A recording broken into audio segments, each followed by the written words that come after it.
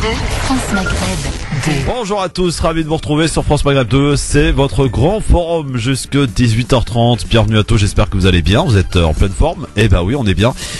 Jusque 18h30 avec tout à l'heure l'ami Amar pour l'éphéméride et les quelques événements à retenir, et notamment l'anniversaire d'un certain Jacques Chirac aujourd'hui, qui a 84 ans. Bon anniversaire, monsieur Chirac. Le grand forum avec donc autour de cette table. Pas tout à fait au complet pour l'instant, mais les femmes se font désirer, c'est bien connu. Sofiane Lagdari, comment ça va, Sofiane? Bonjour Christophe, bonjour à tout le monde, bonjour à toutes les auditrices et tous les auditeurs. Ça va? Avec nous aussi Hicham Terak. Salut Hicham. Salut Christophe, ça va? Bienvenue. Merci, bonjour à tous. Ravi de te retrouver en tout cas et te compter, je l'espère, parmi l'équipe et la team du Grand Forum qui s'agrandit de jour en jour. Exactement. Et Madame Sabrina Artis qui, donc comme je le disais, se fait attendre. Le j'aime ou j'aime pas tout à l'heure pour clôturer cette émission, bien sûr. Le coup de cœur de monsieur Lagdari sera quoi aujourd'hui? Moi, le coup de cœur, ça va être pour l'agence spatiale algérienne qui vient d'envoyer 3 satellites depuis 3 mois et on vient d'avoir les premières images de ces satellites. Magnifique. Ouais. Monsieur Terak, qu'est-ce qu'il a un coup de cœur? Écoute, ouais, j'ai un petit coup de cœur, ou je sais pas si on peut appeler ça un coup de cœur, mais en tout cas, je vais parler de ce qui s'est passé il y a peu de temps. On appelait ça le Black Friday. Ah, le Black Friday. Exactement. Oui, c'était ce week-end. Exactement, tout Ouais. à fait. On a fait des affaires d'ailleurs. Il paraît. On recevra tout à l'heure Fatma Shekel, qui est la secrétaire d'État à la jeunesse tunisienne. C'était à l'occasion de sa visite à Paris. Tarek Mami l'a rencontré et on l'écoutera en guise d'invité. Donc tout à l'heure à partir de 17h. L'avis tranché de monsieur Lagdari. Ah, ça va être l'austérité ou l'euro, en rapport bien sûr avec l'élection de François Fillon au primaire des Républicains ce dimanche. Très bien, très bien. Monsieur Terak. Écoute, je pense que je vais surfer sur la vague. Je vais, à mon avis, en fonction des avis tranchés, je vais écouter attentivement et je vais donner mon avis à mon avis. Très bien. Un avis sur un avis. Exactement. Bon, très bien, c'est parfait. Du coup, on n'aura pas le programme pour l'instant de Madame Artiste qui arrive dans quelques instants. Je donne quand même le menu des sujets que je vous propose discuter avec les auditeurs, bien sûr, aujourd'hui. Une situation alarmante et effrayante à Alep Est. Les Nations Unies font part de leurs préoccupations alors que les rebelles ont perdu le tiers de leur position dans la deuxième ville syrienne. Avancée du régime, hein, et la France réclame une réunion d'urgence à l'ONU pour porter secours à la population. On parlera évidemment de politique française avec, à droite, François Fillon qui s'attelle à réorganiser son parti. 48 heures après sa victoire à la primaire, l'ex-premier ministre français choisit l'équipe qui va préparer la campagne pour le mois d'avril et pour la présidentielle. Et puis nous parlerons aussi évidemment et direction Tunis pour ce faire, pour 2 jours de conférence pour essayer de relancer l'économie tunisienne. 6 ans après sa révolution, le pays voudrait attirer des investisseurs. Nous y reviendrons bien sûr, mais pour l'heure et pour commencer cette émission, bien entendu, c'est le traditionnel zapping sur France Maghreb 2. Le zapping, les meilleurs moments qu'il ne fallait pas rater à la télé, à la radio, sur Internet. François Fillon, donc le vainqueur des primaires de la droite dimanche dernier, était l'invité du plateau de France 2 hier soir du journal de 20h. Et il a tenté de rassurer les téléspectateurs et ces nombreuses personnes qui se posent la question de la sécurité sociale au travers de ses propositions. Hier soir, France 2, François Fillon. Arrêtez cette polémique sur moins bien remboursé, ça sera pas le cas. C'est pas du tout ce que je propose. Ce que je veux, moi, c'est sauver la sécurité sociale. Et je veux surtout que les personnes les plus modestes, les personnes âgées, en particulier, ou les personnes aux revenus modestes, soient mieux remboursées qu'aujourd'hui. Et je voudrais faire remarquer à mieux remboursées par l'assurance maladie? Oui, enfin, ou par les mutuelles? Les deux, parce que déjà aujourd'hui, il y a des mutuelles qui prennent en charge un certain nombre de dépenses. Et donc, il faut simplement définir ce qu'on appelle le panier de soins. Mais je voudrais juste dire une chose. L'accusation que porte la gauche sur il veut privatiser la sécurité sociale, c'est exactement la même accusation qu'on portait contre moi quand j'ai fait la réforme des retraites en 2003. Il veut privatiser, il veut mettre par terre le régime de retraite par répartition. Aujourd'hui, non seulement il n'est pas par terre, mais je considère que j'ai largement participé à le sauver.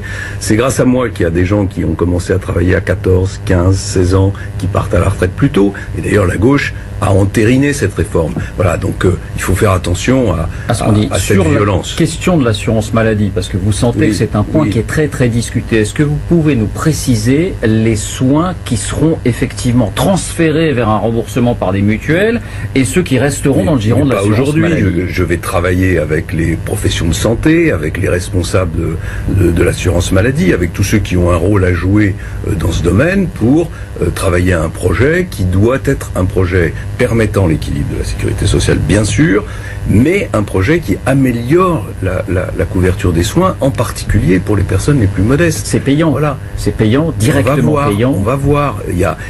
L'objectif, c'est de regarder s'il n'y a pas sur certains types de soins des personnes qui ont des revenus convenables qui peuvent participer un peu plus. Aujourd'hui, il y a énormément de franchises, il y a énormément de tickets modérateurs qui sont pas très justes, qui sont pas très lisibles. Donc je voudrais remettre de l'ordre dans tout ça, mais je le dis ce soir devant tous ceux qui nous regardent, je prends l'engagement de faire en sorte que toutes les personnes qui doivent être protégées, toutes les personnes qui ont des revenus modestes ou moyens, ne soient pas moins remboursées demain qu'aujourd'hui.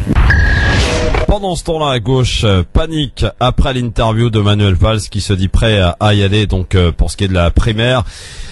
Combat des listes, le numéro 1 des socialistes hier dans les 4 vérités sur France 2 essaie de sonner l'arrêt total des hostilités à gauche. Alors, on pense toujours avoir vu, j'allais dire le pire. Hier, il y avait une interview dans le journal du dimanche que vous avez lu sans doute avec beaucoup d'attention, une interview signée du Premier ministre qui, en gros, défie François Hollande, qui dit clairement qu'il est prêt, qu'il se prépare pour la présidentielle. Est-ce que ça va trop loin ? Écoutez, moi je suis pour la primaire de toute la gauche, pas nécessairement la primaire avec la totalité de l'exécutif. Bon. Donc, il faut que l'ensemble des forces de gauche arrête. Moi je dis maintenant, on arrête. Ça suffit, la fragmentation, la rage de fragmentation.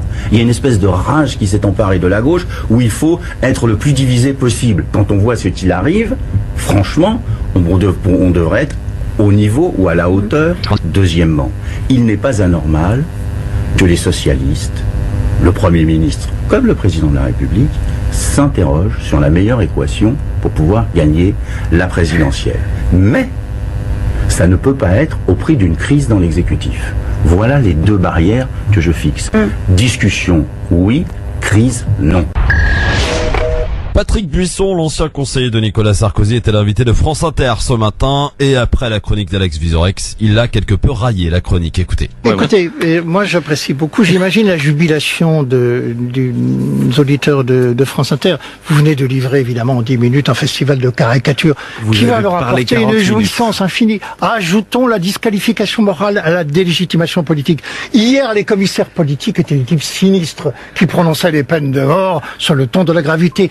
Aujourd'hui, c'est la dérision, vous êtes sympathique, c'est drôle, le bourreau rigole, voilà. Et puis, la sentence quand même est toujours la même, on disqualifie moralement celui que l'on veut délégitimer politiquement. Je ne me reconnais en rien dans cette caricature, très drôle, mais qui montre bien d'ailleurs l'esprit dans lequel tout ce que je peux dire est abordé, c'est-à-dire jamais sur le fond, toujours sur les procédés ou les méthodes. Ça se passait comme ça dans l'Union soviétique. Ils étaient beaucoup moins drôles que vous. Je suis pas sûr qu'on me laisse parler et je suis pas sûr qu'on me laissera rire encore longtemps. Et pour terminer ce zapping, vous le savez, la polémique autour de l'interview dans le JDD de Manuel Valls et après son déjeuner avec François Hollande hier, il s'est envolé en Tunisie et a tenu à mettre fin à cette polémique. Manuel Valls, ce Premier ministre en Tunisie. J'ai rencontré, comme je le fais plusieurs fois par semaine, le président de la République, dans un climat qui est toujours le même. Il ne peut pas en être autrement. Qui est un climat serein, de confiance. Nous abordons d'abord les affaires de l'État, celles de la France. Nous avons aussi abordé la situation politique. Ne faites aucune déduction de ce qu'il en sort, sinon quelque chose qui est extrêmement simple. J'ai déjà eu l'occasion de le dire hier dans un entretien au journal du dimanche. J'ai le sens de l'intérêt général, le sens de l'État, me semble-t-il, le respect des institutions. Il est hors de question qu'il y ait la moindre crise institutionnelle. Il ne peut y avoir aucune confrontation politique au sein d'une primaire entre le président de la République et le Premier ministre, même si je comprends tout à fait ces débats. Personne ne peut avoir le moindre doute sur le fait que le président de la République et moi partageons le même objectif, d'abord la France et bien sûr celui de la gauche réformiste. Voilà, c'était le zapping que personne n'a écouté dans cette équipe, je tiens à le dire tout de suite. Sofiane, Hicham et Sabrina qui est arrivée. Comment ça va, Sabrina? Ça va et toi? Ouais, ouais, comme bonjour toutes à les tout femmes, le monde. tu te fais attendre. Hein. Bah écoute, pourquoi est-ce que je vais déroger à la règle Exactement. en même temps? Alors écoute, j'ai entendu la voix de Valls et enlevé le casque, tu m'en voudras pas? Ouais. Alors, est-ce que vous avez suivi ce qui s'est passé ce matin en Tunisie avec Valls? Les garçons. Non, mais attendez, il a fait une bourde de valse, c'est un truc. Au lieu de ouf. dire SFC, il a dit un gros mot. Il a dit un gros mot en tunisien. Non, sérieux? Ah, non, j'étais pas au courant. Mais voilà, après, à vous de chercher, hein. Voilà. C'est pas compliqué. C'est pas compliqué du tout, absolument. Ça lui va bien. Non, Sabrina. Sabrina, quel est ton programme? Alors cette fois-ci, je vais pas m'en mêler les pinceaux. Donc mon avis tranché, fatalisme quand tu nous tiens. Ouais. Et ton coup de cœur? Et mon coup de cœur, c'est j'ai envie de donner un petit coup de pouce à une association qui récolte des jeux pour des enfants qui sont atteints de cancer le 10 décembre. Donc j'ai envie de proposer à nos auditeurs le 10 décembre ou le 11 décembre? Samedi 10. D'accord, ok. Samedi 10. Parce que j'ai un truc qui ressemble bon, d'accord. Ouais, non, samedi 10. Très bien. Eh bien, c'est parti, on est là. Hicham Tirak qui est avec nous. Oui, bonjour. Voilà, rebonjour Hicham. Pour resituer un petit peu aux auditeurs, Hicham qui était déjà venu dans le studio, mais pour une autre affaire plus personnelle. Beaucoup plus personnelle. Des nouvelles de ton papa? Écoute, pour l'instant, pas grand-chose. En toute honnêteté, on va dire que la recherche a pris une autre forme. À savoir, c'est qu'aujourd'hui, on est plus sur sur quelque chose de plus administratif. Ouais. Moi, j'ai un deuxième combat, mis à part la recherche de mon père proprement dite, c'est d'essayer de remettre un système, un dispositif qui permette aux gens, justement, qui sont dans le même cas que moi, d'être aidés par l'État, entre guillemets, ou par une institution, de manière, Et ton Facebook? Toujours le même? Toujours le même, Ipticart. Sinon, ça c'est le personnel, mais sinon il y a la page, la fanpage. La page, très important. Ouais, exactement. C'est recherche Tarak Almiki. Voilà, tout simplement. Très bien. On est de retour très vite avec les avis tranchés, avec les auditeurs aussi. 01 40 33 9000 et on va parler évidemment de la situation catastrophique. C'est peu de le dire du côté d'Alep, puisque évidemment qui paye en premier lieu? Les civils qui fuient Alep, bien sûr, qui sur l'avancée militaire, c'est la Russie et l'armée syrienne, donc de Bachar el-Assad, qui reprend progressivement et très vite d'ailleurs Alep. Les rebelles donc reculent. On y retourne dans un instant. Merci d'être avec nous sur France Magazine 2 avec ce grand forum. Je rappelle qu'à 17h, nous recevrons la secrétaire d'État chargée de la jeunesse tunisienne qui était en visite à Paris. Tarek Mami l'a rencontré et interviewé. Donc, et en Tunisie, d'ailleurs, se passe des choses aujourd'hui. Petite info, mon cher ami Sofiane, Sabrina et Hichem. Oui. Manuel Valls, vous avez suivi un petit peu cette affaire. Hollande très énervé par l'interview qu'il a accordée au JDD, dans laquelle il entend dire qu'il va partir au combat et se lancer dans la primaire. Il y a eu un déjeuner hier avec le président de la République à l'Élysée, comme d'ailleurs fréquemment chaque semaine. Sauf que celui-ci, apparemment, c'était plus la soupe à la grimace qu'autre chose. Et il devait, selon toute vraisemblance, annoncer sa démission hier. Sauf que cette démission a été, a priori, d'après nos informations, reportée. Sofiane, tu me confirmeras, puisqu'il devait partir en Tunisie, un voyage qu'il ne pouvait pas annuler, très important. Et a priori, on se dirige quand même, on maintient cette info, vers une démission du Premier ministre Manuel Valls, qui entend partir en solo, j'allais dire, à la primaire, que le président François Hollande aille ou pas. À cette primaire. Tu peux confirmer ça, Sofiane? Moi, personnellement, j'ai pas d'autres infos à part ce qui a été annoncé dans le Parisien, comme quoi que la démission elle était imminente. Oui. Et l'intervention du porte-parole du gouvernement, Stéphane Le Foll, où il parlait d'une crise institutionnelle. C'est ça. Et mettre un peu de pression à Valls, soit il démissionne et il va au combat comme tu le dis, ou bien il continue à être fidèle à François Hollande. Et selon nos informations aussi, je peux vous confirmer que a priori, il y a 90% de chances pour que Hollande y retourne. Hein. Ah oui. C'est quasiment acté. Hein. Je trouve pas ça étonnant, moi. Le culot a trouvé son prophète. Ça veut dire, non mais la question qu'il faut se poser aujourd'hui, est-ce que François Hollande est le seul à pouvoir rassembler aujourd'hui? Si tantôt il rassemble déjà, c'est une vraie question. Je pense qu'il a. Je suis sûr certain qu'il y a des gens qui. Il y a des gens aujourd'hui qui disent que François Hollande, son bilan n'est pas si mauvais que ça. Ce sont des gens qui disent ça, et que c'est le seul à être capable aujourd'hui de rassembler. Encore. Moi, citez-moi quelqu'un d'autre à gauche qui est capable de rassembler. Je vais reprendre par exemple les propos de Cohn-Bendit où il dit s'il n'y va pas, c'est-à-dire un président qui est en activité, il ne se représente pas, c'est humiliant. S'il va dans les primaires, il va pas faire plus que 5 ou 10%, c'est une humiliation 2 fois 2. Ou bien s'il y va directement solo sans passer par les primaires, il va se faire 1 ou 2% à la copée. T'as oublié une hypothèse. Oui. C'est effectivement, il va à la primaire, mais en face il y a personne, donc il gagne. Non, mais Montebourg, il s'est déclaré comme un candidat à la primaire. Oui. C'est inévitable. Mais vous avez le côté gauche, vous avez Filoche, Benoît Hamon qui veulent aller vers les primaires, mais eux, c'est surtout, ils vont aller vers le côté gauche, l'extrême gauche, c'est-à-dire vers Montebourg. En tout cas, alliance après avec Mélenchon. On ira les interroger puisque à l'occasion de cette primaire de la gauche, on va lancer une émission, toujours le Grand Forum bien sûr, mais on va aller à la rencontre de ces personnes qui se présentent à cette primaire pour aller leur poser nos questions. Voilà, on va y aller avec nos questions. Mais déjà le fait d'accepter les primaires, c'est déjà bien. Au moins il n'a pas imposé à passer directement en force. Comme ça, déjà il a accepté les primaires, c'est déjà bien. Hichem, Hollande. Je pense qu'ils sont un petit peu dans l'obligation de calquer le modèle de droite. Ouais. En plus, c'est eux qui ont commencé par les primaires. Alors, exactement. Est-ce que finalement le résultat de la droite va un peu changer la donne à gauche? Ah oui, ils sont dans l'obligation. Après mon avis tranché, ça sera dans ce sens-là, hein, Christophe, ou le programme cohérent de François Fillon, qu'on soit pour ou contre, il impose à la gauche de présenter un programme économique à l'opposé. J'aime la subtilité, le programme cohérent de François Fillon, qu'on soit pour ou contre. Déjà, on a compris. Ça va être chaud parce qu'en ce moment, il y a on entend certaines choses sur son programme. Mais il a fait déjà un espèce de rétropédalage, hein. Hier sur France 2 sur la Sécu, on l'a écouté dans le zapping. Sur la Sécu, il dit que personne ne sera perdant, etc. Alors c'est pas ce qu'il avait proposé, je veux dire.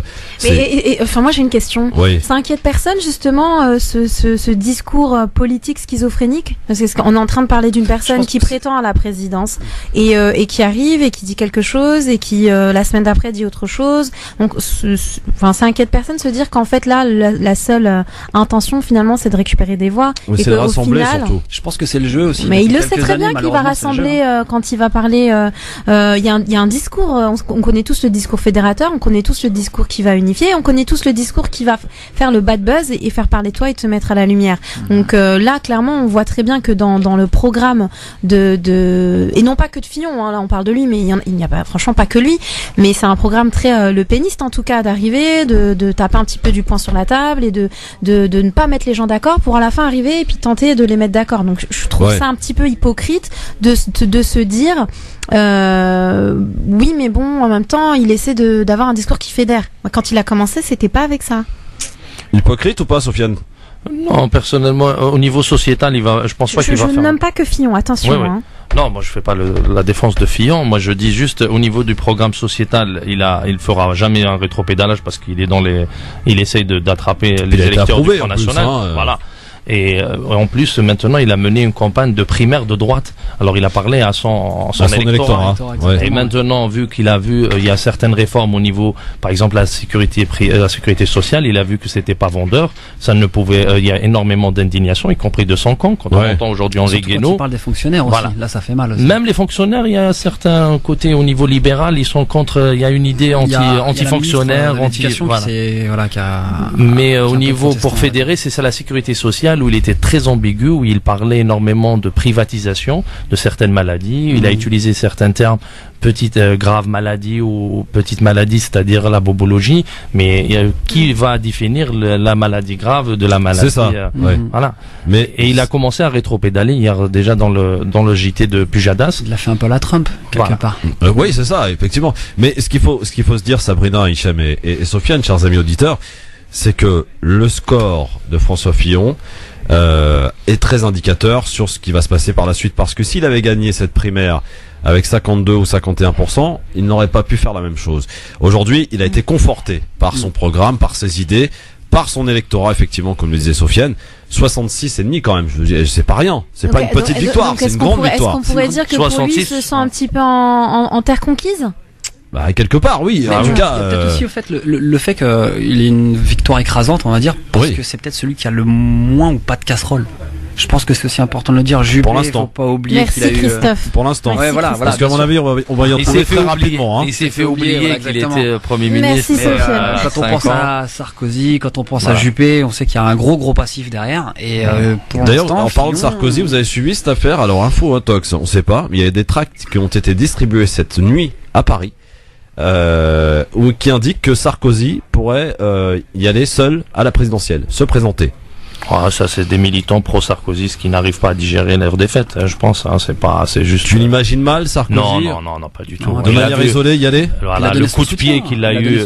Voilà, le coup de pied qu'il a eu aux primaires, voilà, sauf il veut jouer à la Hollande, ça c'est autre chose. Déjà dans les primaires, il a pas pu avoir il a eu 20% sur 4 millions d'électeurs. Ça veut dire ça le veut poids. tout dire, ça veut tout dire. Qui connaît bien, qui a l'air de bien connaître la politique. Est-ce que tu as des nouvelles de Copé ou pas? Copé, je crois qu'il a ouvert une boulangerie. Absolument. Voilà, exactement. Un mot exactement. Chocolatine. Voilà. En fait, il a même pas fait le score de prix au pain au chocolat. Moi, j'ai adoré. J'en ai une super, il faut absolument que je la sorte parce que j'ai vu ça sur Facebook, je l'ai trouvée excellente. C'était une petite, il y a eu beaucoup de boutades sur Copé et son pourcentage. En même temps, il l'a cherché un peu. Merci. Et puis il y avait une petite phrase comme ça qui disait il faut que je vous laisse, j'ai plus de batterie, il me reste 0,03% de Copé. Ça voulait tout dire. Ouais, il y en a eu plein, Sofiane, là-dessus sur Copé. Oui, Copé, mais il l'a cherché. Ça a été la risée du web. Je pense, et en plus de ça, il a eu un grand revers qui a Gérard Longuet où il a essayé d'apporter son soutien à François Fillon, et tout le monde sait le scrutin au niveau des élections des primaires au niveau pour les LR où il a vraiment volé l'élection de Fillon à la tête des Républicains, et on a vu Gérard Longuet vraiment le remettre à sa place, comme quoi qu'on n'a pas besoin de son soutien. Allez, avant les avis tranchés, on va accueillir Kamel qui est au standard 01 40 33 9000 pour donner son avis. Il n'a pas pu passer hier, le pauvre Kamel. Salut Kamel. Oui, bonsoir Christophe. Moi déjà, je vous remercie infiniment de nous donner vraiment le seul moyen de s'exprimer. Je vous remercie infiniment, et je remercie en général toute cette radio. Je remercie bien sûr Sabrina, Monsieur Soufiane et Hicham. Voilà. Bon, après la neige, qu'est-ce qui se passe? Soufiane, mais j'ai constaté, et ça fait un grand plaisir, c'est une occasion de vous voir à l'antenne, et je vous pose une question. Vous avez pris une décision, Soufiane, d'être pro-Fillon contre Juppé. Moi, je pense, à mon avis, c'est en fonction de sa position internationale à propos de son, on va pas dire qu'il est pro-Vacha, mais en fonction de de ses relations de Fillon avec la Russie. Je pense, Sofiane. Tout à fait. Voilà, vous me reconnaissez, et vous ignorez les propos de Fillon sur notre communauté, sur l'islam et en France où vous vivez. Je commente les résultats. Moi, à mon avis, je pense que Juppé a fait une très mauvaise erreur de parler à la gauche pendant une primaire de droite. Quand vous êtes dans une primaire de droite, vous êtes obligé de s'adresser à un électorat de droite. On sait que la France est en train de se droitiser complètement vers les extrêmes.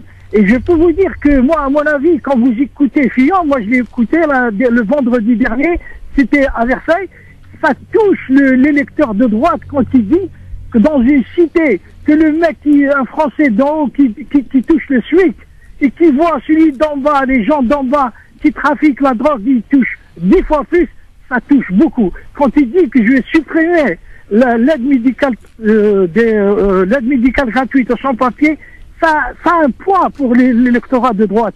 Et à mon avis, moi ce que je tiens à dire, c'est que... Mais Kamel, il a tenu ses propos pour être élu. C'est ça? Bien sûr, vous savez, dans la vie, il faut être malin. Dans la politique, il faut être Juppé n'est pas malin, alors. Vous croyez que Sarkozy, quand il balançait des mots, je vais expulser tous les sans-papiers et tout, est-ce que ces propositions, il les a appliquées? Non. Mais c'est un moyen d'accepter, et que Juppé, le prof, a été vraiment... et je pense que Juppé n'est pas une bête de scène comme Sarko ou Fillon. Parce que peut-être il a suivi les sondages. Peut-être il a suivi les sondages. Ça fait 2 ans qu'ils le mettent à la une de tous les journaux, comme quoi que c'est les prochains présidents de la République. C'est peut-être ça qui... Juppé. Non, Juppé. Je pense qu'il a eu des sondages, mais c'était pas... Il faut jamais croire les sondages, parce que ça représente pas une population française. C'est vrai qu'ils n'ont pas très bonne presse en ce moment, les sondages. Il faut dire. Le Brexit, Trump, Fillon, ça va être quoi la suite? En Angleterre, mais ce que je tiens à dire, c'est que Juppé n'est pas une bête de scène comme Sarkozy ou Fillon. Moi, personnellement, je ne passais personne. Mais quand j'ai écouté Fillon, j'étais branché. J'ai pas voulu y aller ni à la cuisine, ni rien. Quand j'ai écouté, c'est bien, vous êtes un homme modèle, vous allez à la cuisine, vous déjà. C'est bien, c'est un bon point, Kamel. Mais quand je vois Sarkozy, c'est vrai, même si j'aime pas ses idées, mais c'est un communicateur. Il communique, même si ses propositions ne passent pas. C'est la seule chose qu'on ne pourra pas lui reprocher. C'est vrai que c'est une bête de scène, Sarko. Ça, c'est vrai. Ouais. Mais ce que je tiens à dire, même s'il n'applique pas, mais c'est ça, c'est la politique, il faut être malin. Dans la vie, Juppé, il a utilisé la gauche inclinée à gauche pendant la primaire de droite, et c'est une erreur catastrophique. Il peut le faire, mais pendant les élections présidentielles. Je reviens sur Alep. Non, soyez stop, Kamel, sinon on n'a pas le temps là. Rapidement, qu'est-ce qu'il y a? Ah, c'est là où t'aurais dû appeler, Kamel. Oui, parce que Kamel, ça le démangeait en fait, depuis. Rapidement. Vas-y. C'est-à-dire, il faut protéger les civils. Oui, ça on est tous d'accord. La dernière fois, quand elle a dit que les Russes, c'est pas possible qu'ils vont faire une pause, après ils redémarrer les bombardements. Il faut protéger les populations. Ces populations sont maintenant dehors, 16 000 civils qui sont en proie, des bébés de 3 mois, 4 mois. Ils sont partis où, Kamel? Ils sont partis où? Les civils. Ils sont partis où? Ils sont partis, je pense, vers le côté est, là où il y a le régime. L'ouest, Kamel. Ou vers les régions. Voilà, ils tuent son peuple, mais ils récupèrent la population qui était à Halab Est, qui était embrigadée par les terroristes. Je veux dire une chose. Quand vous dites qu'il y a des étrangers qui combattent le régime de Prahachad, ce que vous ne savez pas, monsieur. Oui, dis-moi. C'est que dans l'armée de Bachar, il y a des milices chiites qui viennent d'Afghanistan et d'Irak. Et je vous remercie, monsieur Soufiane. Et à tous. Ciao. Voilà, c'est Kamel, ça. Il lance une punchline et hop, il s'en va après. Hein, voilà. Tu savais pas, Sofiane, il y a des milices chiites. Hop là. Je vous remercie. Mais ils se cachent pas, les milices chiites, hein. Les gens qui sont venus d'Afghanistan, du Hezbollah, de l'Iran. Il y a des militaires russes. On est dans un camp contre un autre. De l'autre camp, il y a des soldats qui sont venus d'Arabie Saoudite, de 83 pays, comme il a dit le représentant de l'ONU, Lakhdar Ibrahimi. Il y a 83 nationalités qui se battent contre le pouvoir syrien. Et qui sont venus par les 5 continents mondiaux, du monde à travers la Turquie. Aujourd'hui, ils sont en train de revenir à travers la Turquie. Moi, ce qui m'étonne avec le peu de connaissances que j'ai à ce sujet, donc c'est pour ça que je peux me poser des questions et je vous les pose en même temps, c'est qu'au travers de ce conflit qui se passe en Syrie, évidemment, on a une haine viscérale qui s'abat sur les réseaux sociaux contre les chiites. Non, je pense. Vous avez pas remarqué? Moi perso, j'ai pas remarqué, non. Ouais, bah moi j'ai remarqué. J'ai remarqué sur certains sites, sur certains commentaires. Chiites depuis toujours. Exactement. Donc ça, oui, mais non, pas particulièrement. Parce que les chiites sont des musulmans, hein. D'accord. Oui, pour certains imams, ils les considèrent pas comme musulmans. C'est-à-dire, on a essayé de confessionnaliser un problème politique. Et ça, c'était le travail de l'Arabie Saoudite et du Qatar et tout leur réseau, afin de confessionnaliser ce conflit qui est en vérité politique. Comment vous pouvez avoir une alliance entre la Russie qui est chrétienne orthodoxe, avec l'Iran qui est une théocratie chiite, avec la Syrie qui est un régime laïque, avec tous ces gens-là se sont alliés, que ce pas sur une base de chiisme. Pour l'amour du profit. Voilà, pour l'amour du profit, comme de l'autre côté, c'est clair. Il y a du côté profit, hein. Ouais, on est d'accord. On est clair. Alors, juste avant de passer aux avis tranchés, vous avez suivi ce qui s'est passé. Cet avion bolivien, un avion de la compagnie Lamia qui s'est donc écrasé il y a quelques heures en Colombie, près de la ville de Medellín. 81 personnes se trouvaient donc à bord et seules 5 d'entre elles ont survécu. J'avais pas une équipe de foot. Hein. Ah ouais, absolument. J'avais pas vu qu'il y avait des survivants en fait. Ça s'est passé donc vers 22h hier, l'avion qui est parti de Santa Cruz. Tout le monde sait où se trouve Santa Cruz. On a Santa Cruz aussi à Oran. Hein. Oui. Non, c'est pas là. En Bolivie, hein. Donc cet avion volait près de la ville de Serra et la Union, dans une région montagneuse au sud-est de Medellín.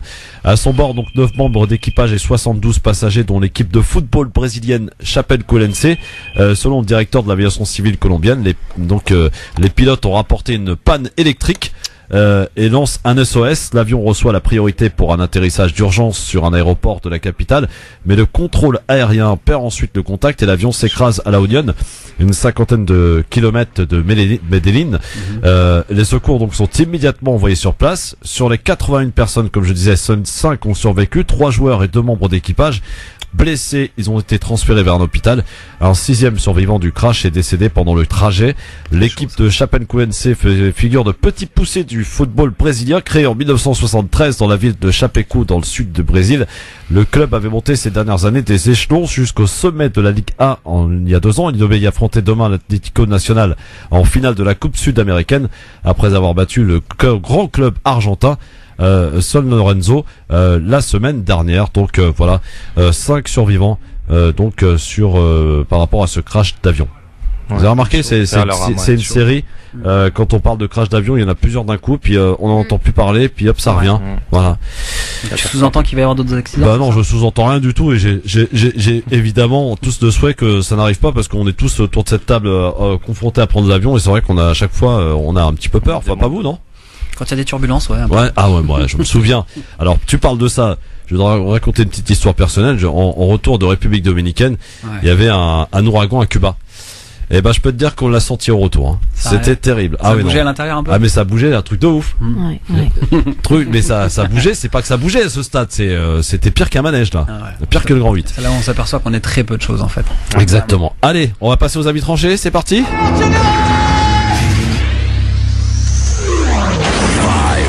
3, 2, 1, 0. Si je fais quoi que ce soit, c'est la mise à pied. Alors piétinez-moi, allez-y. Moi, je sais pas ce que t'en penses, Sabrina, mais j'avais l'habitude quand c'est la première fois pour un chroniqueur tel que Hichem de le faire commencer. C'est un petit peu le. C'est vrai. Non, tout à fait. On était en train, là en off, on était en train de se dire non, vas-y, toi commence. Bah ouais, non mais c'est notre petit bisoutage à chaque fois. Nous. Bon, bah écoute, allez, vas-y. Est-ce que t'es prêt à relever le défi d'abord? Oui, bon, alors Hichem, Terak, c'est parti, on t'écoute. Alors tout d'abord, pour commencer, pardonnez-moi pour mes petites fautes. Je vais essayer de faire ça correctement, d'accord? Je vais vous parler du Black Friday. Je pense que tout le monde sait ce que c'est que le Black Friday. Oui. Je vais vous expliquer. Alors comme vous le savez tous, il y a eu maintenant quelques jours le Black Friday. Alors tout d'abord, c'est quoi le Black Friday? Aux États-Unis et au Canada, le Black Friday, autrement dit le vendredi noir, se déroule le lendemain du repas de Thanksgiving. Et je vois à vos têtes que vous allez me demander qu'est-ce que c'est que Thanksgiving. Alors, historiquement, Thanksgiving était un jour de fête dans les sociétés européennes paysannes durant lequel on remerciait Dieu par des prières et des réjouissances pour le bonheur qu'on avait pu recevoir pendant l'année. C'est magnifique. Bon, bref, aujourd'hui, ça se traduit par 46 millions de dindes mangées à Thanksgiving l'an dernier, rien qu'aux États-Unis. Et là, je vous entends déjà dire, mais que fait Brigitte Bardot? Réponse, je sais pas. J'ai cherché sur Internet, rien, elle n'a pas communiqué là-dessus, sur ce massacre, parce qu'on parle de massacre. Donc, elle devait être sûrement en train de manifester devant un quick halal. Bref, nos amis américains ont dépensé jeudi dernier 1,15 milliard de dollars, à peu près 1,10 milliard d'euros, sur Internet à l'occasion de cette fête. Un chiffre en hausse de près de 14% par rapport à l'an dernier. Les chiffres sont vérifiables sur Internet.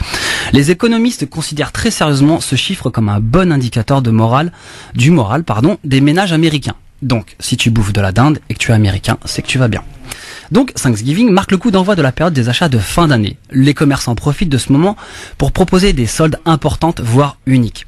Les clients s'amassent souvent dès la veille ou en pleine nuit devant les portes de magasins pour acheter à moindre prix. C'est le Black Friday. Et c'est là qu'est le drame. Oui, drame, car je suppose que tout le monde a pu voir les images et vidéos sur le net où on voit une foule de gens amassés devant les grilles des magasins prêts à forcer l'entrée. Certaines personnes risquent leur peau pour une télévision pas chère. D'autres sont prêts à tout pour obtenir des produits moins chers. Même à se battre ou à se faire arrêter par la police. Certains sont blessés par des chutes d'objets identifiés. Certains se font marcher dessus. D'autres se font gentiment tabasser. Mais ne vous inquiétez pas, le client est roi. Pas mal. Dis donc, j'ai même pas fini. Ah bon? Attends, le mec. C'est le Black Friday. Hein. Exactement. Pardon. Et chaque année, c'est le même carnage. Devant les soldes monstres proposés par les magasins ce jour-là, les Yankees deviennent totalement fous. Et vas-y que je te pousse, que je te marche dessus, je t'insulte tranquille. Tout ce qui se trouve sur leur passage sera piétiné. On se croirait dans un bon vieux western. Tu sais, quand les cow-boys chassent le yak à la tombée du jour dans les plaines infinies de l'Ouest lointain. Enfin, et puis, c'est vrai qu'avoir un deuxième grille-pain et payer son PQ 3 fois moins cher que d'habitude, ça vaut bien un coup de couteau ou une bonne bagarre devant les enfants. Et puis ça vous permet d'être heureux. C'est là qu'est le drame, messieurs, mesdames. Car quand on voit la furie et la folie pour l'achat à tout prix, quand on voit à quoi est rendue notre civilisation, où sont nos valeurs? Elles sont bradées, soldées? Il y a vraiment de quoi s'inquiéter. Nous sommes des moutons consommateurs. Oui, des moutons consommateurs. Donc, surtout cons. N'oubliez pas que le meilleur cadeau, d'une valeur inestimable, peut se résumer à une présence, un sourire, ou tout simplement accorder du temps à quelqu'un, ou même un coup de fil. Et pour ça, croyez-moi qu'on risque rarement sa vie. En fait, les meilleures choses n'ont pas de prix et sont souvent gratuites. Et pour finir, à tous, je vais vous poser la question à 10 balles ou je remballe. L'humain est-il devenu vénal? Merci de m'avoir écouté. Oui, la réponse est oui. Ah bon? T'en es oui, sûr? 100% même. T'en es vraiment sûr? Bien sûr. On est vénal, Sabrina, non? Oui, on l'est ou pas. Pourquoi ou pas? Assume. J'essaie un petit peu de me sarkoziser, excusez-moi. Non, mais j'ai bien aimé ton avis. Merci. Ton avis. Est-ce que vous avez fait le Black Friday? Non, moi je l'ai pas fait. Non, Sofiane? Non, pas du tout. Non, pas du tout. Vous avez pas une petite télé à rechercher, un petit truc? Moi je l'ai fait, j'en ai bénéficié en plus. Voilà. Ouais. Et j'ai fait une bonne affaire. Voilà. Ah, voilà. Donc, T'as acheté quoi un MacBook. Un MacBook. Ouais. Ah bien, respect. Non, mais ce qui est bien, c'est que Respect, il a fait une chronique là-dessus, il lui dit respect. Bonjour, bonjour, c'est sur France Maghreb 2, l'émission Le Grand Forum. La vie tranchée qui change. Tu vois, là, je tranche de temps en temps un petit peu à côté, un petit peu à droite. Mais les chiffres, voilà. Ah, c'est vrai que Brigitte Bardot, elle est silencieuse. Hein. On l'entend pas. Non. C'est bizarre, je sais pas. C'est les moutons qui la dérangent. C'est pas la dinde. C'est l'indignation à géométrie variable. Voilà. Comme beaucoup d'ailleurs dans ce pays. Comme beaucoup. De plus en plus d'ailleurs. Allez, dans un instant, la vie tranchée de Sofiane Lakhdari et de Sabrina Artist avant de recevoir la secrétaire d'État à la jeunesse tunisienne, interrogée par Tarek Mami, et avant de partir du côté d'Alep pour des vraies informations, pas des informations à la camel. Non, je plaisante. Attention. Le Grand Forum, merci d'être avec nous en ce mardi 29 novembre. J'espère que tout va bien pour vous avec sur ce plateau aujourd'hui dans LGF, le Grand Forum jusqu'à 18h30. Hichem Terak qui est avec nous. Bonjour. Sabrina Artist et Sofiane Lakhdari qui est avec nous pour commenter l'actualité. Bien sûr avec vous aussi au 01 40 33 9000. On était dans la vie tranchée pour le Black Friday que vous avez certainement fait tous et toutes. Hein. J'en suis sûr qu'il y en avait beaucoup ce week-end. Ça s'est terminé. Pas vu en comment tout cas il l'a hier. présenté, hein, ça faisait très dinde quand même. Hein. Ouais, le Black Friday que nous a proposé Hichem. Rien à voir dans la vie tranchée de Sabrina Artist que je vous propose d'écouter maintenant. C'est parti. Beaucoup trop s'accordent à dire que voter gauche ou voter droite, c'est choisir entre une hypercute du gauche ou de la droite. Fatalisme quand tu nous tiens. Lorsque l'opportunisme nul ne retient, la victime nul ne plaint. Lorsque la matrice elle-même s'est faite violer par des lois voilées sous nos yeux, on comprend pourquoi Adama est un nom qui ne compte que pour les véridiques. Oui, je critique, je décortique aisément le manque d'éthique du gouvernement. 2017 est une version remasterisée de 2012. Qu'est-ce qu'on fête si ce n'est l'élection de la loose? Avec un FN foncièrement droite, à moins que ce ne soit une droite à gauche, j'en perds le nord et encore plus si je dis venir du sud. Ne parlons pas des arrivants de l'Est, que tout le monde fuit comme la peste, et puis pas sûr qu'à l'Ouest rien de nouveau, depuis le 8 novembre. On ne sait plus en qui croire, alors on laisse accroire le désespoir. Les urnes ont peur d'être vides, tel un cadavre livide, elles servent pour beaucoup d'urinoirs, tant le choix est loin d'être aussi beau qu'un faire-part. Allons enfants de la patrie, le jour de gloire s'est envolé. Fatalisme quand tu nous tiens. Tes enfants sont désabusés, alors pour les faire rêver, tu leur offres un Black Friday sur lit de mariage à l'aveuglette, comme un tir à la roulette russe, ça aide à dire tchuss à la révolution. Autocondamnation, le peuple se croit damné, alors il s'est condamné. L'homme perd en citoyenneté comme on gagne au loto. Misé dessus, il aimerait, mais ne voit de la société que ses grands mots. Avec ces mots, Shakespeare l'avait prédit. L'enfer est vide, les démons sont ici. Fatalisme, quand tu nous tiens. On poutinise par là, on trompe par-ci, pendant qu'on ampute certaines religions, au singulier s'il vous plaît. On a mis sous cloche les cendres des crimes contre l'humanité, histoire de reprendre à César son empire en réécrivant l'histoire. Laïcité oblige, l'oligarchie officieuse s'officialise sous le règne d'une politique dont tous s'accordent à être en désaccord, sauf que le tort est causé au peuple. Le pays est en guerre pour certains, c'est l'heure de la révolution pour d'autres, et la triste fin d'une révolution qu'on enterre avec Castro. Le vote n'a plus de valeur pour les abstentionnistes. On crie à l'extrémisme pour ceux qui ne jurent que par l'urne pour s'exprimer. Douce France, beaucoup diraient que tu souffres de schizophrénie. Au lieu de grandir de ta pluralité, te voici victime de ta propre singularité.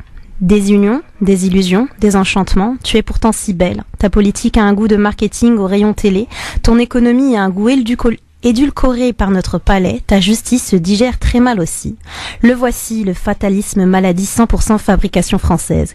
Et on ne peut que le comprendre, sauf pour ceux qui filent à l'anglaise. N'en déplaise aux produits dérivés le péniste, moi, je reste ici. La France, c'est ma France. Le fatalisme, on en guérit. Difficilement, mais on en guérit. Ça prend du temps, car plus tu veux y croire et plus le décor ambiant est noir. Mais ça commence par toi.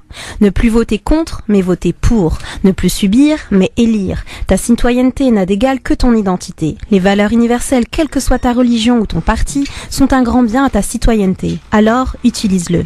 Si tu penses que tu ne peux changer le pouvoir, c'est que tu n'en as pas le pouvoir. Fatalisme quand tu nous tiens, me voici prête à te laisser sur le chemin et à me prendre en main pour un vrai meilleur lendemain. Fatalisme quand tu nous tiens, Hichem, Sofiane. Top. Très joli texte. Merci. Bah, c'est du Sabrina l'artiste en même temps. Merci. Pour ceux qui ne connaissent pas, voilà, nous, on n'est pas surpris. J'aurais dû prendre la parole avant parce que c'est très difficile. Oh là là. Non. Ah, c'est vrai qu'on dit souvent on regarde le meilleur pour la fin, je sais pas. Non, j'aurais dû, moi. La prochaine fois, ça sera Sabrina, moi, personnellement. Non, mais on a tous un message à transmettre, on transmet. L'essentiel, c'est surtout ça, c'est d'essayer de faire passer un message qui soit perçu et qu'on essaye en tout cas de conscientiser. Au-delà de l'écriture, à chaque fois très juste et bien fait, est-ce que vous avez des critiques à apporter quand même à cet avis tranché? Messieurs, vous vous êtes laissés envoler et emporter par la belle voix de Sabrina. Je sais pas comment on appelle cette façon d'écrire. Moi, je suis pas un expert en français, je suis plutôt arabophone. Et on utilise en arabe, quand ça finit par les mêmes mots, on appelle ça en arabe sija. Je sais pas en français. Des rimes. Voilà, ce rime-là, voilà, on appelle en arabe sija. Et il y a pas mal de gens qui sont. J'adore moi ce genre de choses et je viens de découvrir en langue française, alors c'est bien. Merci. Ouais. Hichem, tu peux tacler, hein, vas-y. Non, j'ai pas taclé, j'essaie de. Il veut du tac, Christophe. Si tu tacles ce genre de choses, c'est vraiment. Non, en fait, par rapport, pardon. Le fond et la texte, forme. en fait, voilà, justement, ça me laisse un petit peu pas sur ma faim, mais je réfléchis et je me dis que voilà, avec tes jeux de mots, c'est vrai qu'en ce moment on est ballotté en fait entre la droite, la gauche, la droite. On essaie de trouver entre guillemets une direction commune. Malheureusement, ça tend beaucoup à droite, même à gauche. C'est un petit peu le discours ambiant, même pour les gens qui sont profondément à gauche. On parle toujours d'identité. Donc c'est ces échos-là qui me reviennent et je me dis que finalement, je sais pas comment on va faire. Il paraît qu'il faut. Il faut se battre. Commencer par sortir du fatalisme déjà et se dire qu'on peut s'en sortir. Et le défaitisme. Voilà, commencer par ça. Se battre, s'indigner, voilà. Participer à la vie politique et ne pas rester à la maison et dire que ou tout le monde est participer, moi je le dis souvent, utiliser les réseaux sociaux aussi. Pour se faire entendre, qui peuvent être un bon outil pour se faire entendre. Mais aujourd'hui, c'est devenu les réseaux sociaux sont devenus surtout un outil primordial pour les politiques. On voit aujourd'hui par exemple Mélenchon qui a depuis quelques mois axé sa communication sur Internet. Bien sûr. Et je trouve même ses meetings on en parlait en antenne tout à l'heure par rapport à Twitter aussi, qui était un excellent. Par exemple, Donald Trump, toutes ses déclarations, la majorité des prises de position, elles ont été faites où les médias l'ont su à travers ses tweets. Exactement. Voilà. C'est ça. Mais ils ont compris. Mon cher ami Sofiane, dans un instant on va t'écouter, mais pour l'heure, c'est l'heure d'accueillir notre invité, interrogé par Tarek Mami à l'occasion de sa visite à Paris. C'est la secrétaire d'État de la jeunesse tunisienne qu'a rencontré donc Tarek Mami. France Maghreb 2, l'invité de la rédaction. Madame le secrétaire d'État à la jeunesse en Tunisie, Faten Khalel, bonjour, bienvenue sur les ondes de la radio France Maghreb 2. Vous êtes à Paris aujourd'hui pour vous adresser à la jeunesse tunisienne de France, ou plutôt pour écouter ce que la jeunesse tunisienne de France a à vous dire. Pourquoi ce premier voyage ? Alors, d'abord, merci pour cette interview. Je suis contente d'être là et d'être là avec vous. Alors, ce premier voyage et cette première visite s'intègre dans le cadre du dialogue national sociétal pour les affaires de la jeunesse.